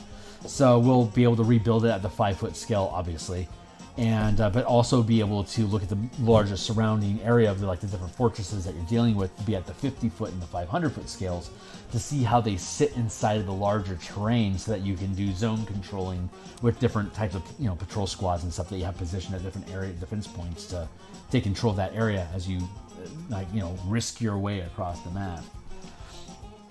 But that's also a very different project. You know, I have no idea what it is that you're looking to build. Like if you're looking to like insert alternate or additional optional content, then the top priority would obviously be making sure that they're well positioned inside of the larger map, have a decent local terrain map that will allow them to navigate the area a little bit, and then zooming into the 5-foot scale if needed for, you know, melee combat. So I wish I could be more helpful than that, but until I know what the project needs, until I know what the project is, I don't really know what the project needs, you know. But I mean, at least I walk through the like how I build things, like the logistics behind the maps. Like, but I make ridiculously large maps. So, and I just do it mostly because I can. So, but I use Roll20, and I use a monster of a computer on Roll20, and everyone that I game with also has a gaming computer. Like they're all World of Warcraft players. It's like they have like four monitors going on at all times with like 2 CPUs banging, 64 RAM at a pop. So like my shit's nothing to these wargamers. So it's also the right audience. So, but a lot of tables are like that. So like it makes sense that I would create assets that require a lot of bandwidth to use, but also provide super lo-fi, printable, like the line art stuff to make things fast and easy. If that's what folks prefer. Ramble, don't mind me. Yeah. It's like, yeah, Roll20 is like a joke, like whatever.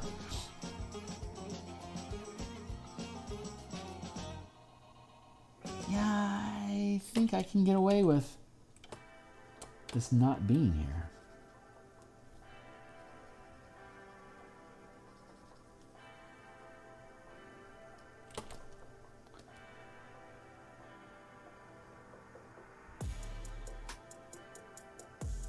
Yeah, I can get away with that.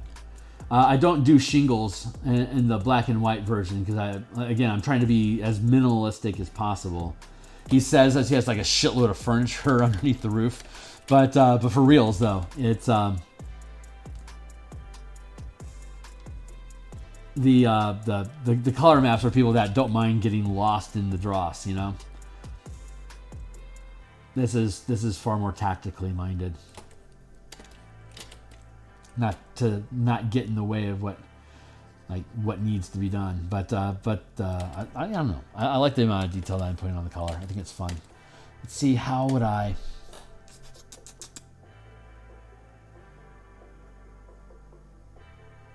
I wonder what this button would do. No, that roof's gonna be a lot higher. That doesn't make any sense. Oh, okay. Well, that's cool. So this is a taller structure than this is. So this runoff is going to go, well, under the roof.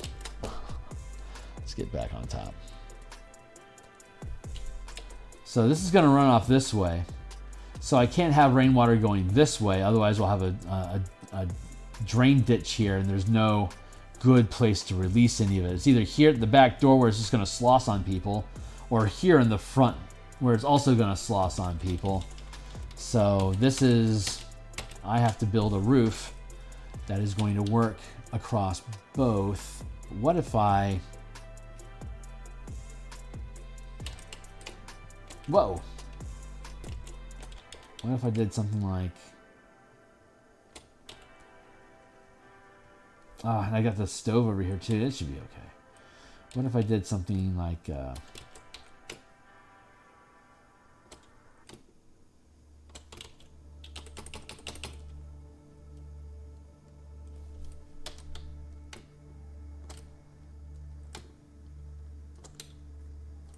like a roof that goes like...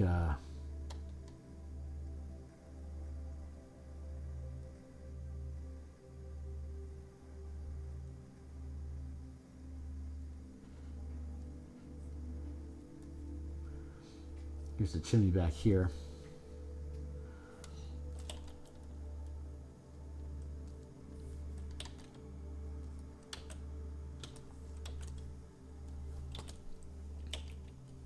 And have this up like that. So it'd be like this.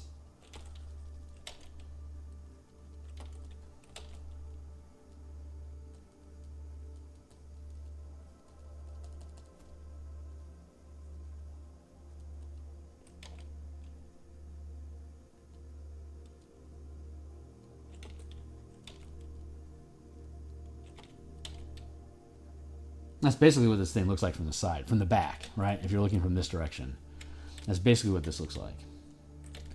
And then there's a window here, and there's a window here. There you go.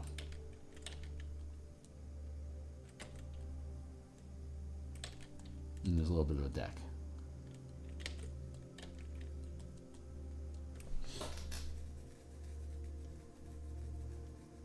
Just Google roof styles again. Maybe you need interesting hips on the roof. Hips don't lie. yeah. Like if I were to do something like this, then I would have to have some sort of a joint that forms here.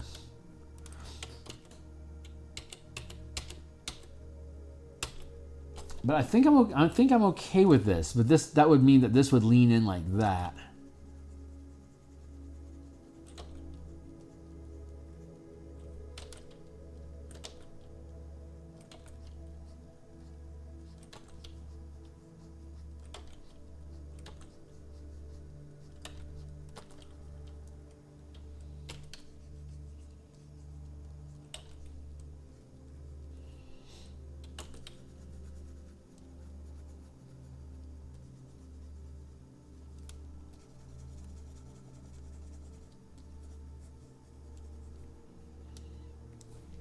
That means that we would change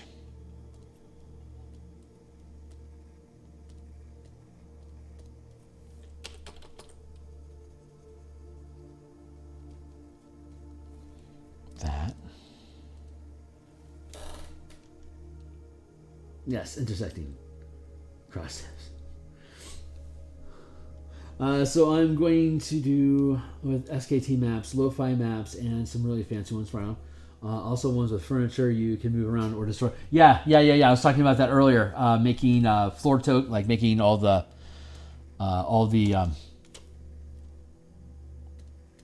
like here's how the benches are arranged before the zombies attack the village, and here's how you rearrange these, and they're all separate.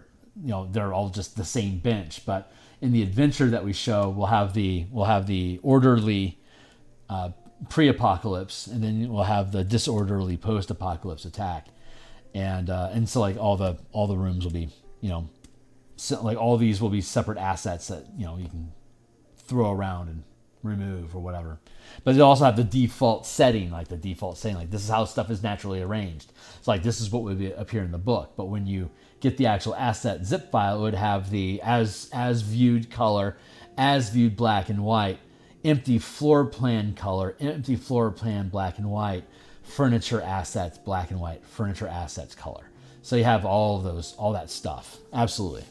So like in the other maps, I've only done the floor plans, but none of the actual assets, like all the benches, the beds, the crates, the weapon racks, all that crap. I still have to build all that, but I wanted to get the big picture done to be able to have the progress move on. And once we get done with the Spelljammer project and we're doing stuff every morning with Eberron instead of Spelljammer, then it can be like, I'm going to crack out 5 different types of beds and litter them across the maps for the next hour, you know? Stuff like that. We'll be able to drill through all these little table assets much more quickly on a daily stream for 2-hour chunks. Get, you know, God willing, anywhere from 1 to 7 pieces done in a 2-hour block. And just be able to punch through the content that way. And then be able to build up a really fun book of just furniture assets that people can use. So there's even that much more value that you're getting from the Eberron book. Or like I can set up all the furniture tokens as a separate offer, but then make it a $3 coupon to buy the adventure, for instance, or something like that. Like through the power of bundling. Power of bundling. But that's me using DMsGuild. Well, you'd be using DMsGuild too, because you're doing SKT. So yeah, that all makes sense. This all jives. So yeah, you can totally do that shit. It totally works.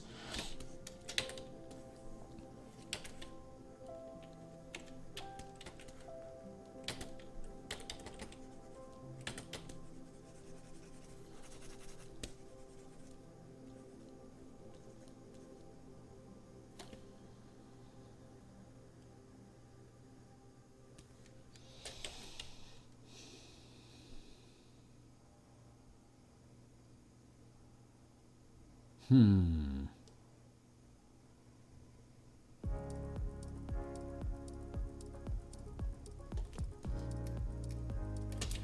am just attempting to contemplate this environment here. I'm just thinking about rain, you know, and like how is rain going to hit this thing and how is that going to make things go?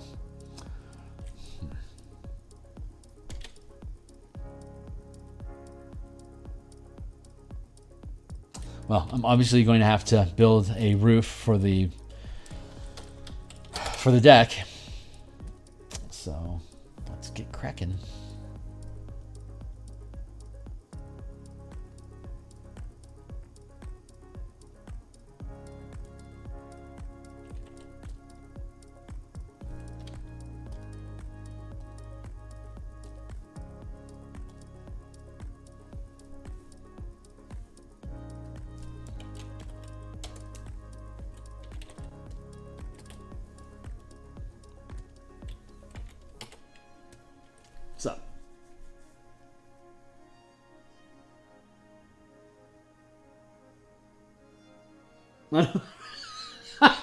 Exactly right. Surprise, sucker. You're obviously from out of town. Oh man.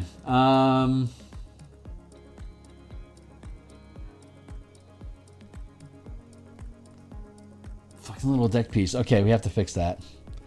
It's driving me crazy.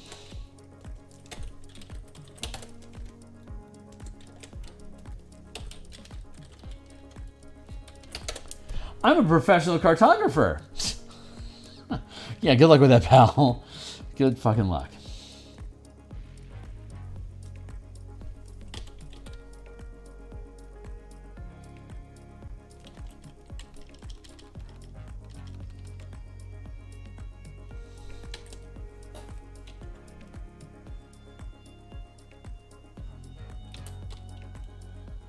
I don't know. I think maybe that's one of the allures of the channel is just me having to constantly own that I fucked something up and having to fix stuff over and over again.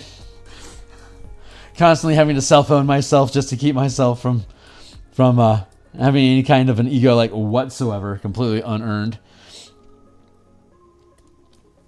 High on the modesty pills.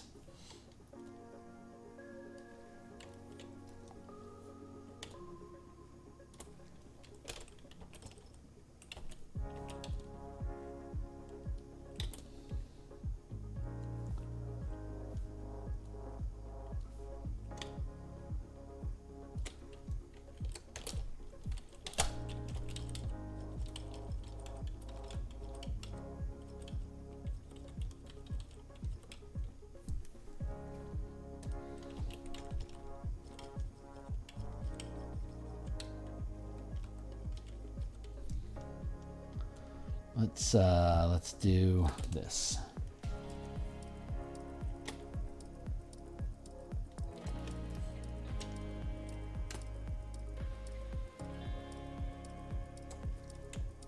What? No.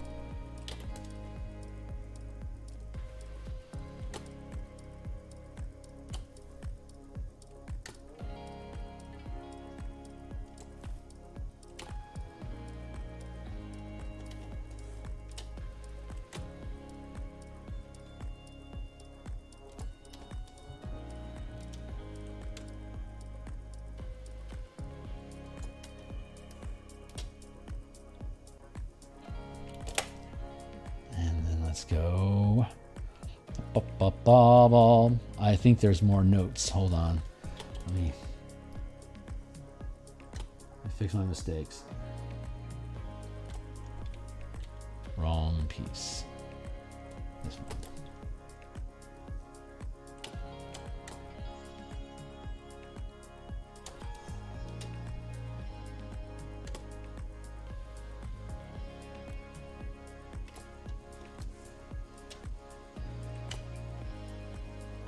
I mean, that really is more sensible architecture.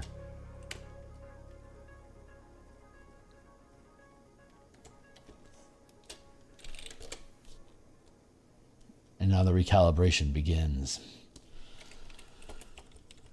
Oh boy.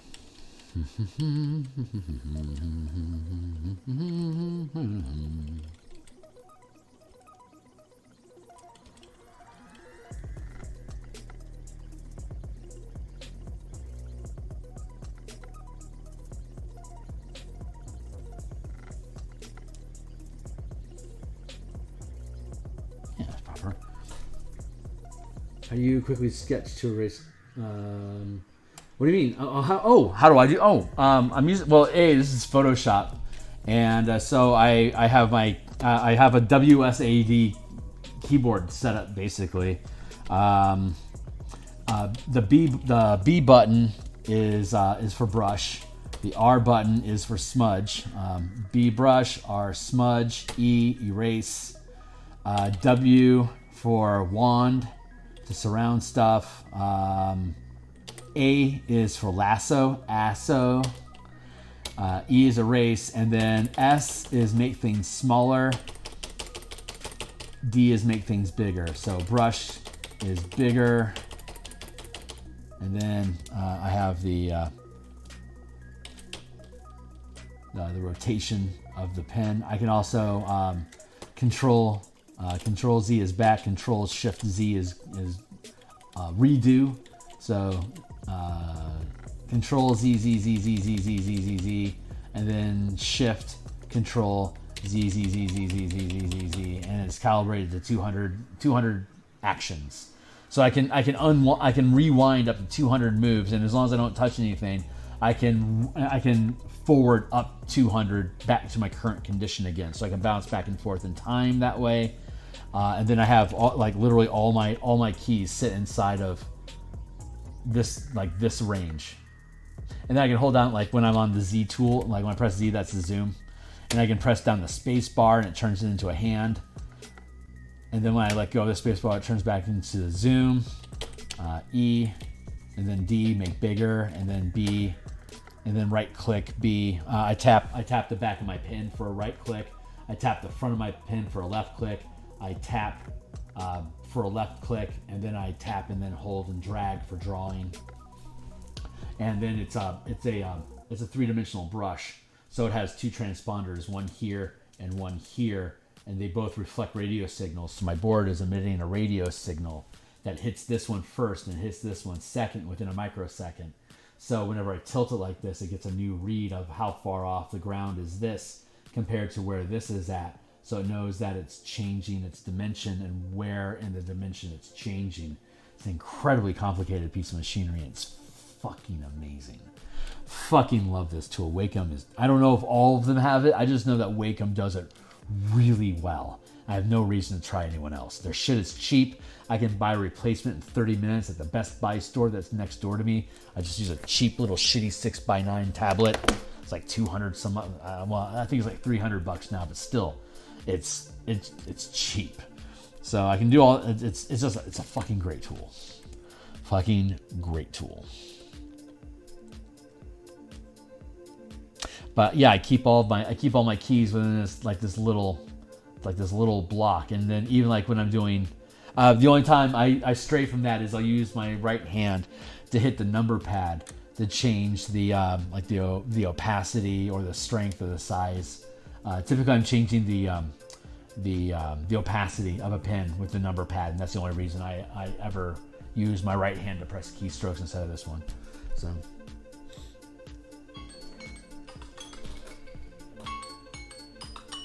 I hear Huion's a good product. I don't know if it has the same level of performance and like three-dimensional spin technology or not. That's what I had to have, that spin tech.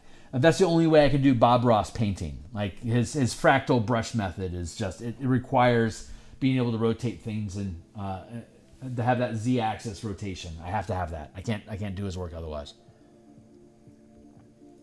I mean, I can, but I press a button. I open up the settings for the brush. I tilt the setting of the brush orientation 15 degrees. I then save it, close it out, and then stipple again, and then open it back up, and then go to and then I change it another 15 degrees, close out of that panel, go back, and I press a button again. I can do it, but I hate it. I absolutely hate it. The Z axis just completely changed my environment paintings. So they're yeah, I'm particularly proud of that. That is probably one of my most proud accomplishments, honestly. Is figuring out how to paint like Bob Ross with a have I bragged about my Bob Ross work in the past? I'll spare myself the moment. Deviant art. This is where all my old shit is at. Phil Kearney.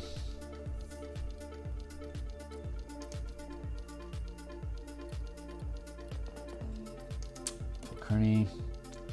Galleries. Let's take a quick look at my environments.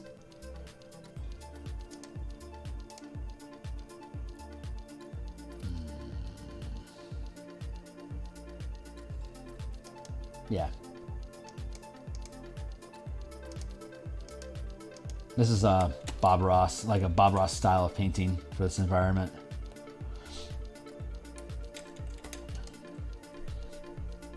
But I did about 112 of his paintings. Here's one of his popular ones that turned out really well.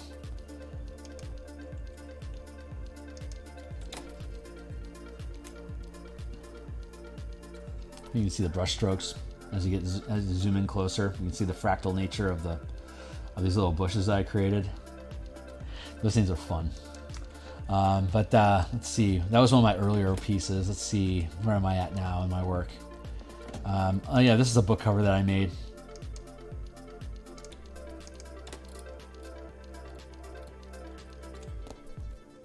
So it's just Bob Ross stuff, but you know, I get to mix in my own art style in with it. But I evolved my character art style to kind of fit with that Bob Ross feeling better, so that she feels a little bit more naturally a part of the painting than like an anime style with a background painting. You know, I'm trying to make the two dimensions match, and now I'm trying to get my structure stuff, like my buildings, walls, structures. I'm trying to get those up to the same par so that they can all blend in together more naturally to work together. But I'll just show off one more Bob Ross painting, and then I'll get back to work.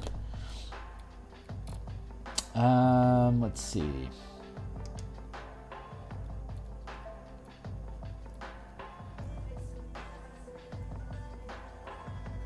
Oh, this isn't a Bob Ross painting, but this is just this is the Grand Tetons in Montana. Burp. It's I did that, but that's all Bob Ross. Like, you zoom out, it looks pretty damn good. But when you zoom in on it, you can start seeing all the strokes, like all the little tree line stuff. That, oh my god, get the hell out of my life! I should really log in. Anyway, it's yeah, this thing turned out pretty damn good. You see like the little bump marks there for all the little trees along the ridges. That was a fun piece to do. Not the other.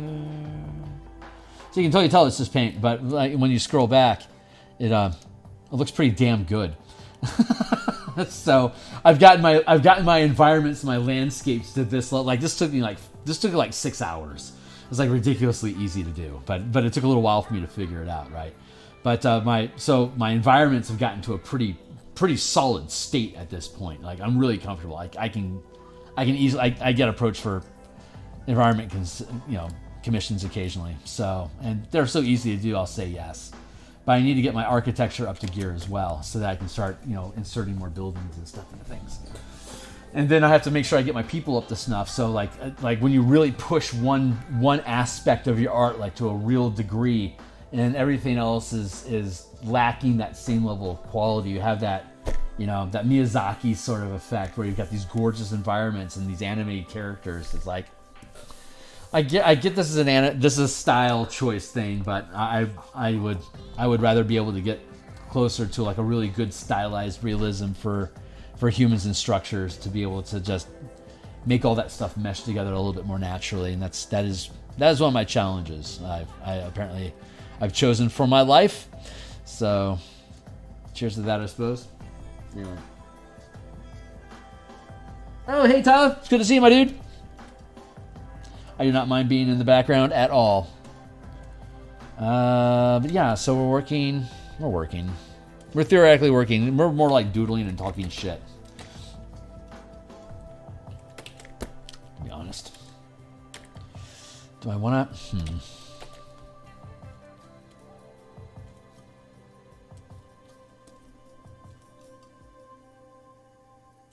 Just kind of drop that down here for a minute and just fuck around for just a bit.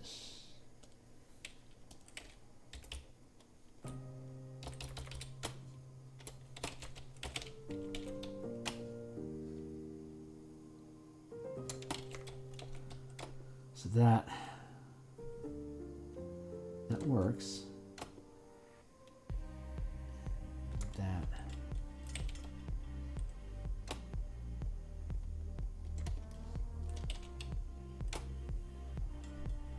I'm just not letting myself get boxed in. I am reconsidering and reconstructing in that consideration.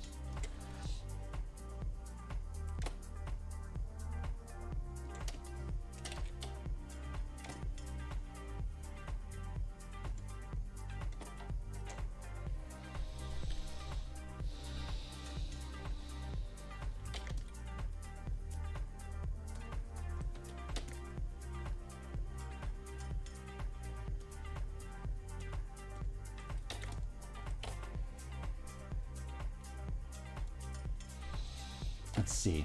Oh, okay. Well, now that we're readdressing what this thing actually is, maybe we can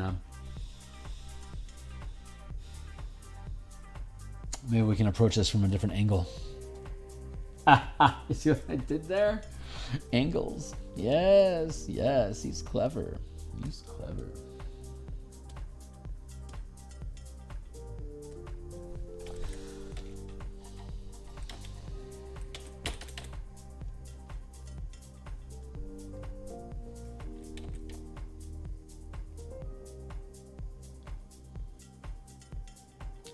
1, 2, 3, 4, 5, 6, 7, 8. 1, 2, 3, 4. 1, 2, 3, 4.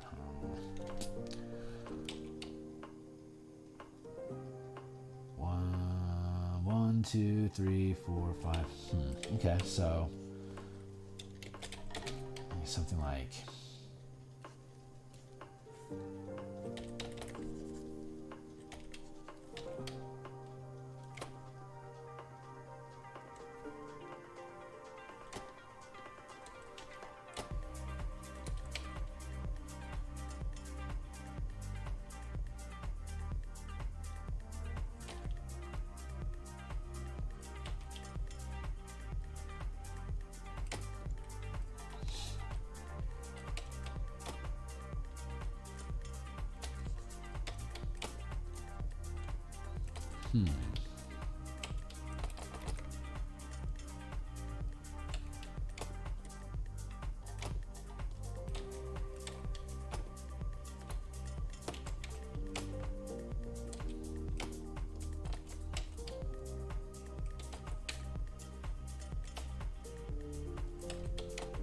nah.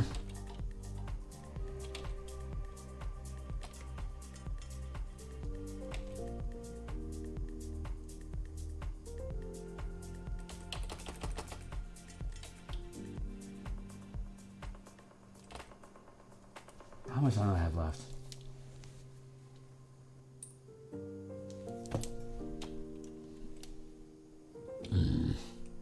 I got work I gotta do. Like other tasks I have to perform as well. I've mostly been fucking around tonight. Guys. My bad.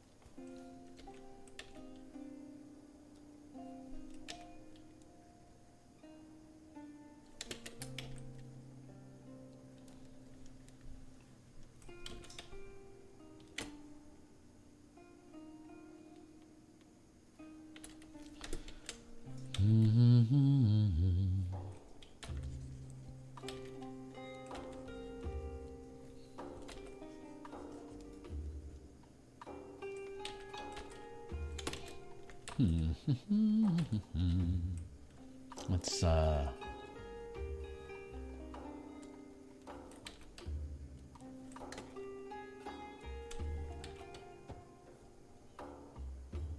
2, 3, 4, 5, 6.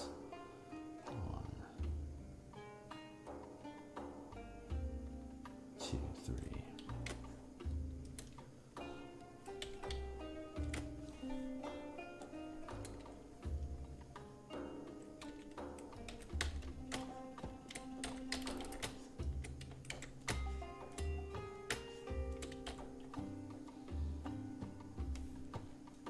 Oh, that's interesting. Huh. Oh.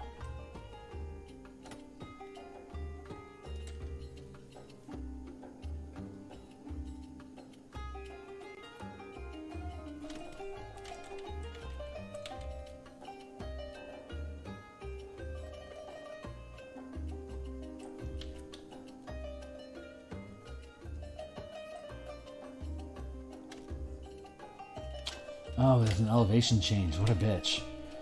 Huh.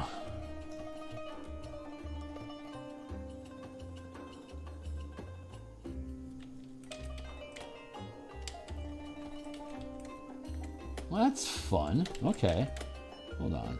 The fool I'm afraid I've been thinking. I know.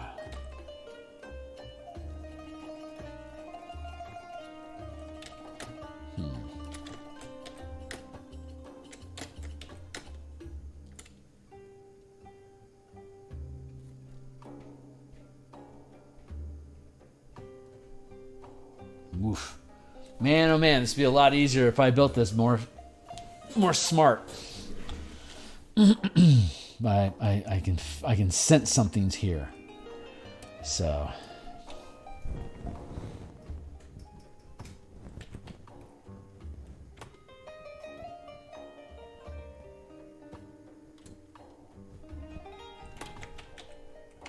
let's see what happens if we do it like this. And then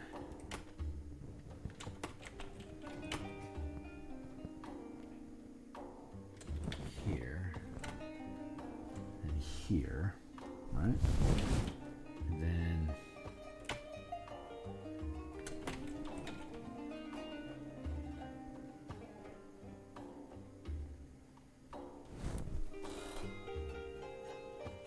just got an idea, but I can't exactly draw on your screen.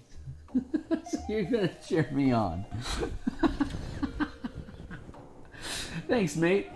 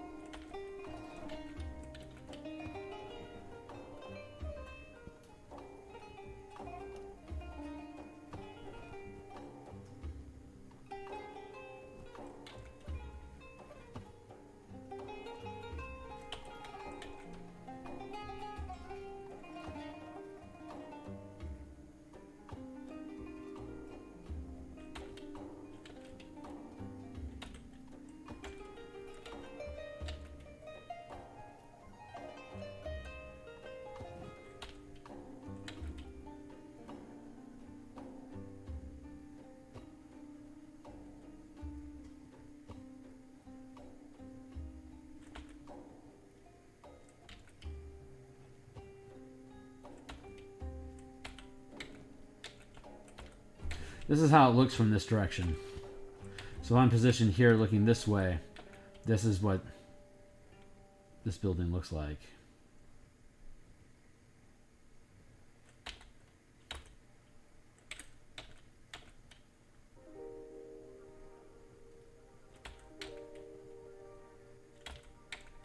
You got a little peeping deck over here.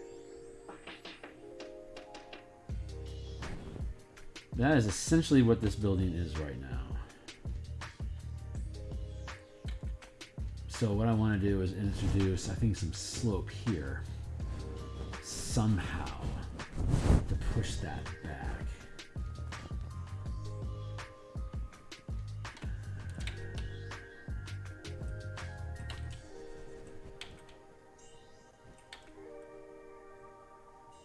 does that make any sense to do that?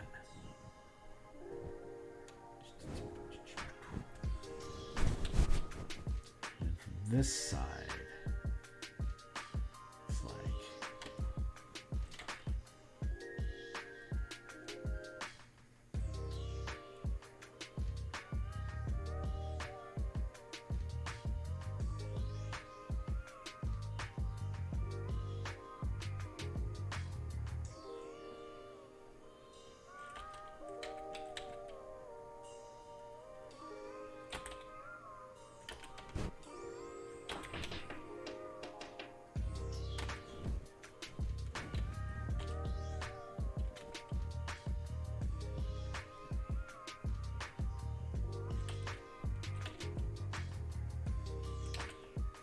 Nerf.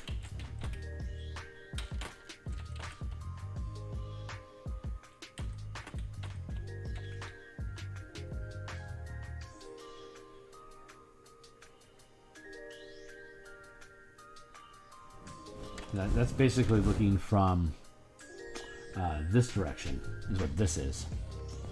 And this direction is here. That's a pretty steep climb, and then so if it's leveled across the top like this, that's how you get this shape, like with this flat top here and that steep drop here, and there's a lot lower elevation here, and then it hits that edge like that. So this is a normal steeple roof with an additional slide flat top. No, yeah, this is a flat top here with a steep drop here.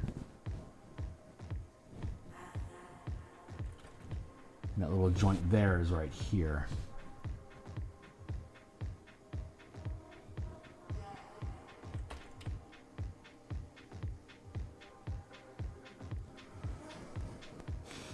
There's nothing wrong about it. It's not quite right though. Oh, did ya? Hey, hey, Fred. We're trying to figure out roof architecture. So let me rearrange my windows real quick so you guys don't have to stare at all my Discord. Thanks, Nitro. Let me go fetch.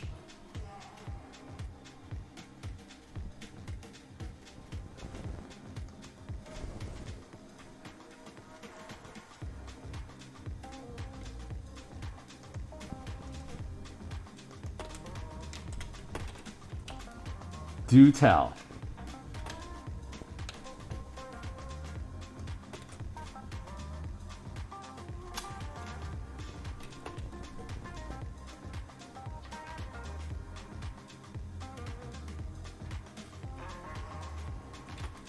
The only problem is that there's an elevation difference between this part of the building and the rest of the building. You see there's like a whole additional floor worth of height.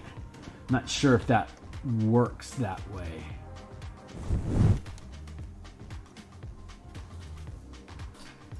Thanks, man. If it was all the same roof height, I could see how that would work. With the change in elevation, I don't see it yet. I want to see it. It could just be really steep. I mean, no, because then you have the problem with... I wanted to stick around for this. Like this would be like this. Like here's the rest of this building here, right? And then you got the deck here, and then you got the office here.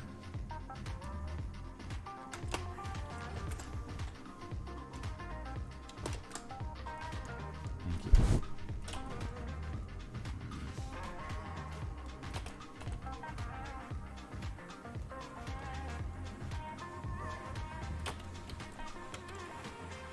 What's the deuce? What is going on over here? Nothing important. Thank you. Thank you. Thank you. So, I like the idea of what this is. That's. Thank you for finding a solution.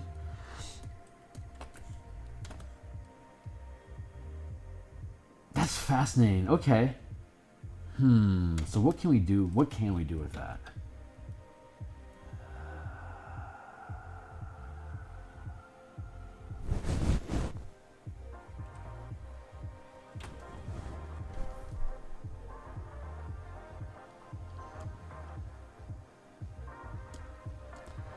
think you've got me on the right path though, buddy.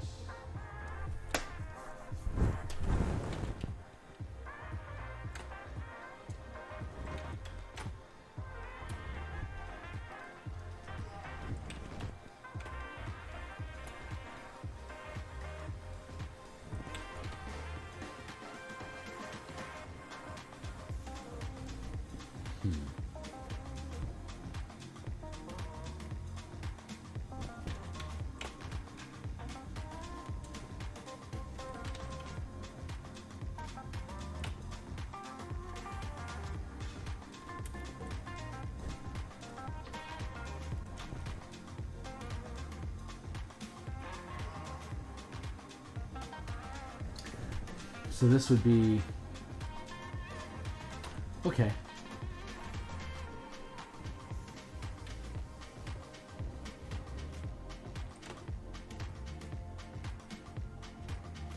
You don't need symmetry. It doesn't have to be symmetrical. Let's see, so this is a new level of confidence and power. Such power. Here, and then I could here.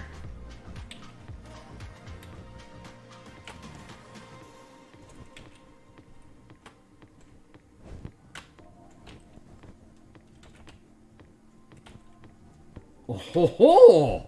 So we have a smooth roof from here and here. That could work.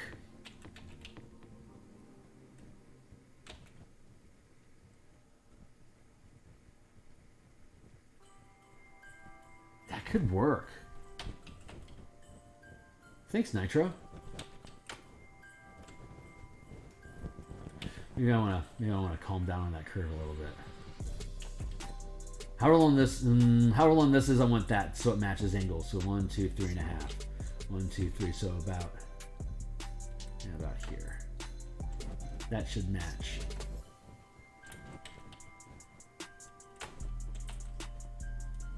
Hot diggity damn, we got a solution here, dogs. We have a solution.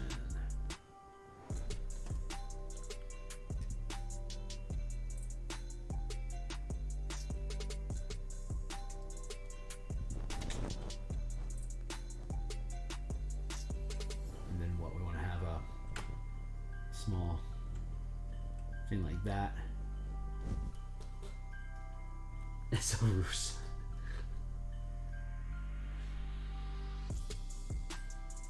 Yeah, no kidding, right? Well, I you know, you go bad or go home. Maybe we need to. No. The steps should be out in the rain. It's the transition from the rain into the shelter that the steps exist for you to be able to scrape along before you actually get to the rug. Okay, yeah, that works. That totally fucking works. So now we bring in the windows here, right? So we got what, 1, 2, 3, 4, 5. So we can do a window here, and we can do a window here.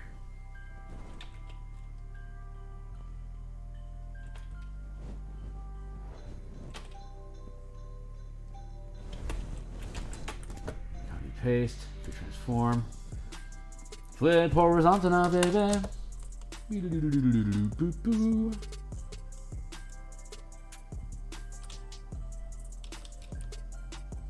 There you go. Now, transform. Pop, pop, pop, pop, pop, pop.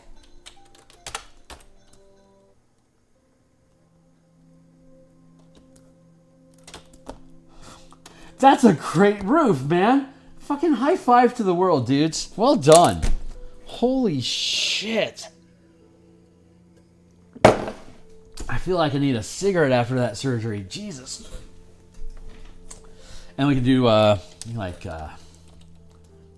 get a hole here in the roof for the vent for the stove that this is over.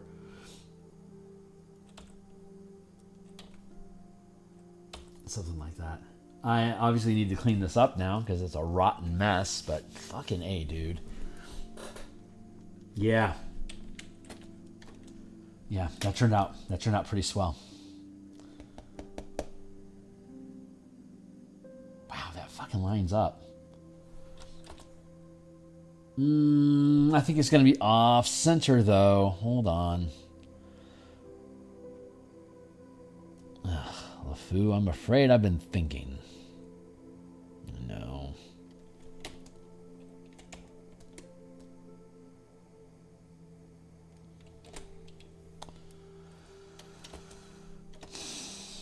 Show me those doors, huh?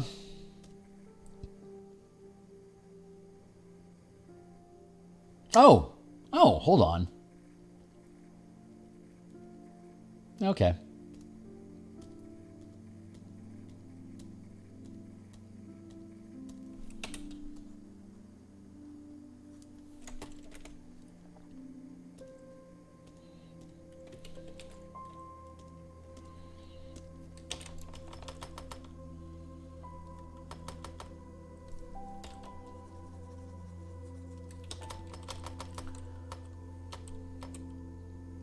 Easy peasy. Yeah, it still looks fine.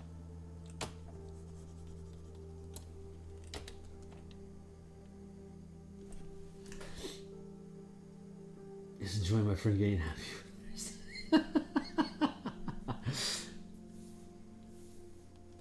Is that well? Yeah.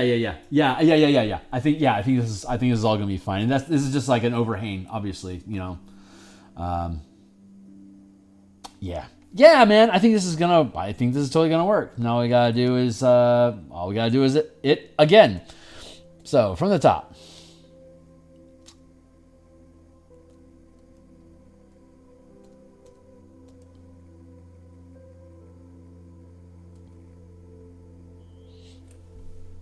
It's called compersion, is what I'm feeling.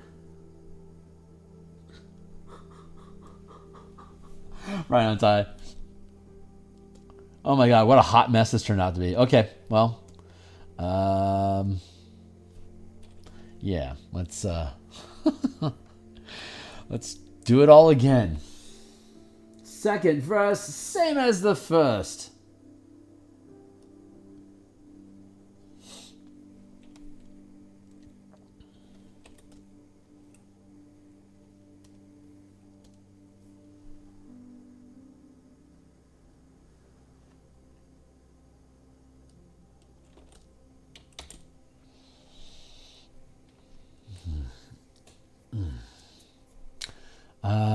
Let's see. We do like that, and then we do select, modify, contract by 4. 4 is the pixel size on a 100 DPI map. 4 is the pixel size I use for structural lines, like barriers. You can't walk through this sort of stuff. None shall pass. That whole bit.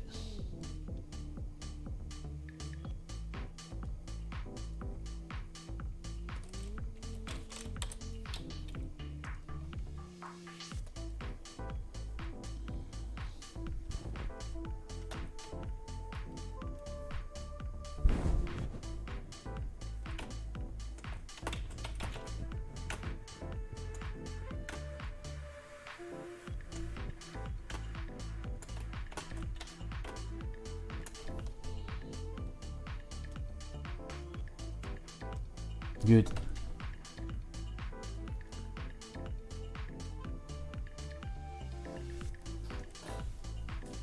Right on, Nitro, dude. You've done your work today, my man. Thanks a lot for the help. Hell yeah, it's you know, this is why we get paid the big bucks, right? So it's, you know, I show you all the ugly, dirty, and I think it's really cool when we're working on it as a team. That actually makes me feel really, really proud that I'm doing this stuff at all.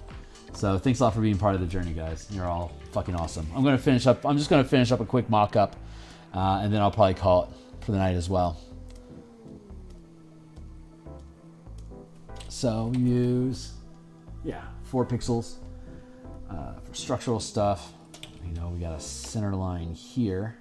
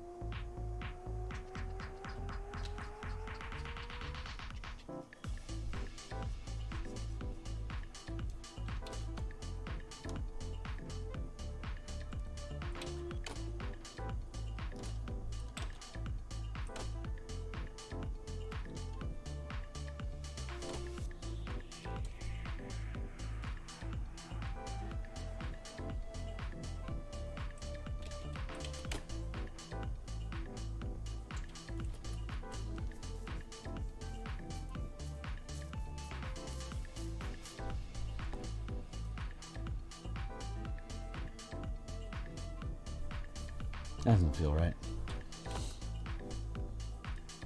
That's right.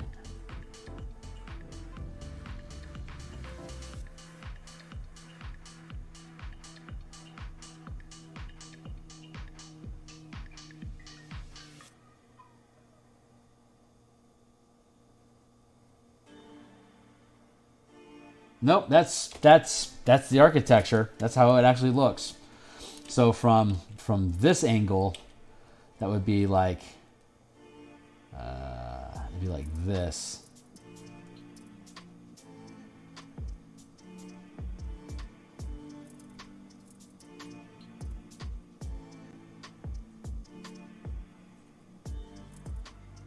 So I feel like I'm missing something.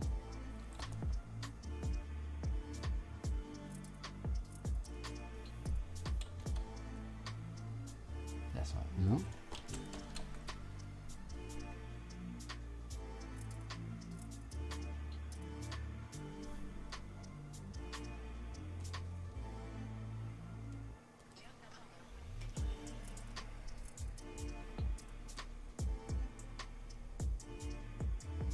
Yeah, just straight face like that. That's why we needed that support frame. Right, okay. Got it. That's what this support frame is for, because this is a flat face that doesn't provide any actual cover for people who are coming in and out of the barn. So we had to build the overhang structure to be able to support the folks. So, cool.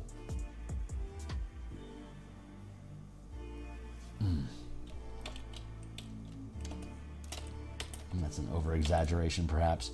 More like... Well, my drafting classes are failing me at the moment. And so is my computer.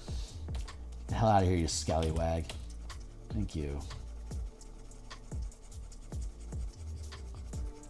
Delete all that mess before it becomes a problem. Blip, blop, bloop. Nope, that's all. That's legit though. So we got like that. And that's like that. That's not an accurate angle at like fucking all. Come on, Kearney.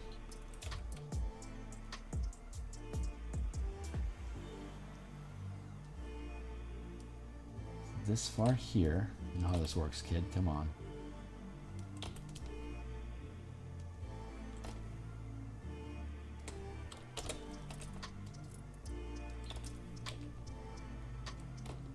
There. That's your angle, stupid.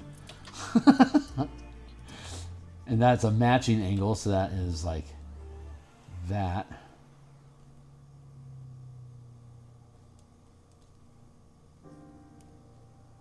And this goes on. 1, 2, 3, 4.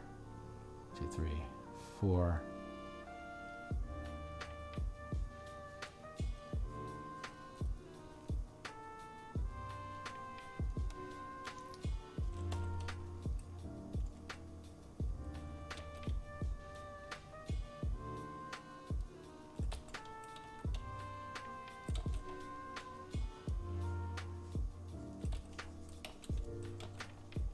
Doorway is here, right here, it's right here, and you got a window here and here, and you got a window up here and here. Probably need to have like another windows up like that.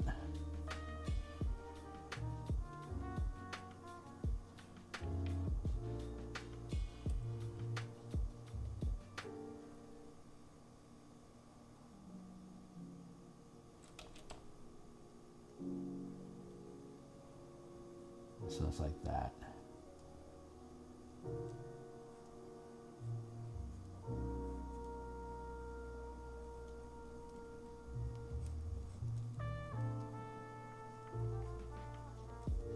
Yeah, there we go. All right, great. That all works.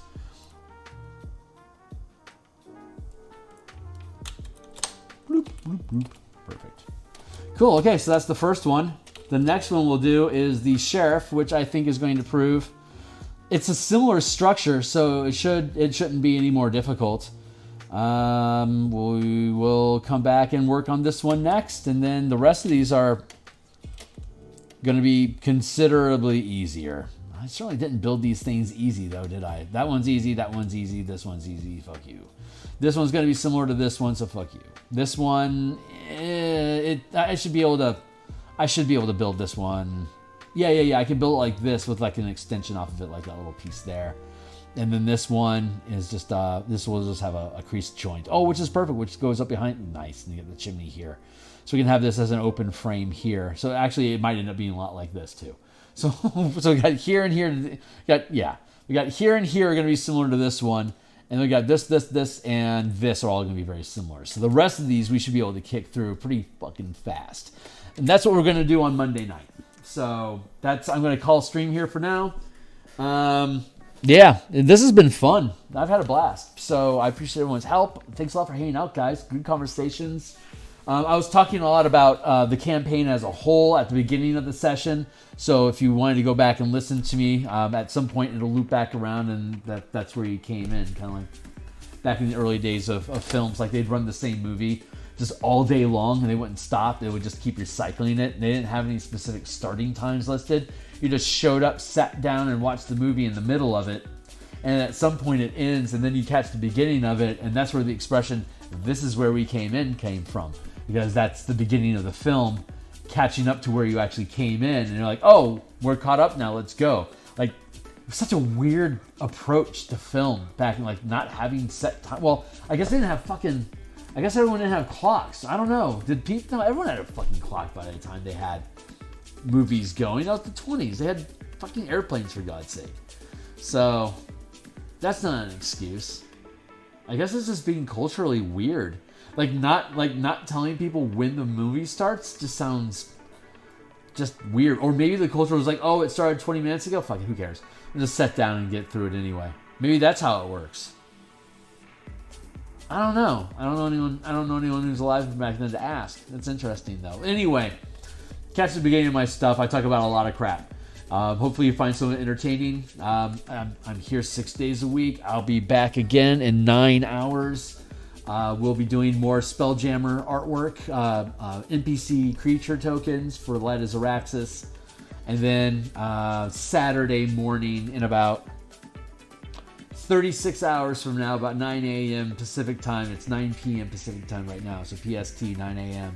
Saturday morning, we'll be back looking at the page layout updates into the exploration section. And we'll be continuing work on the ship tokens to increase the weapons on the ships to be calibrated with the squadron and fleet mechanics that I've implemented for the Spelljammer system. You need to have as many siege weapons on your ship as your ship is 50 feet in length, round up, to be able to align with the amount of damage that siege weapons should do, which is actually pretty in curve with how the ships are already set up.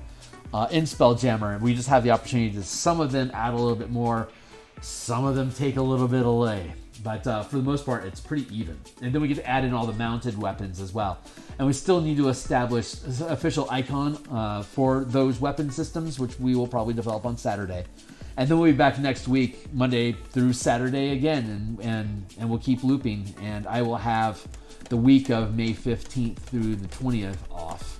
So I'll be able to have considerably more time spent, like 3-hour sessions in the morning, 3-hour sessions in the afternoon every day. So I'll have 6 hours of stream content per day, Monday through Friday, and then assuming I can maintain that schedule and I don't get locked up, and then I'll have a lot of off time for me to be able to continue book development for whichever book it is I need to work on. So anyway, at this point, it's episode's over. I'm just rambling on about my schedule. So if you always want to catch me, like and subscribe, hit the bell icon so you know when I'm out. And I always post on Twitter when I'm live at Phil Kearney. So hopefully I'll see some of you guys in the morning, and I hope you have a great night. Catch you later.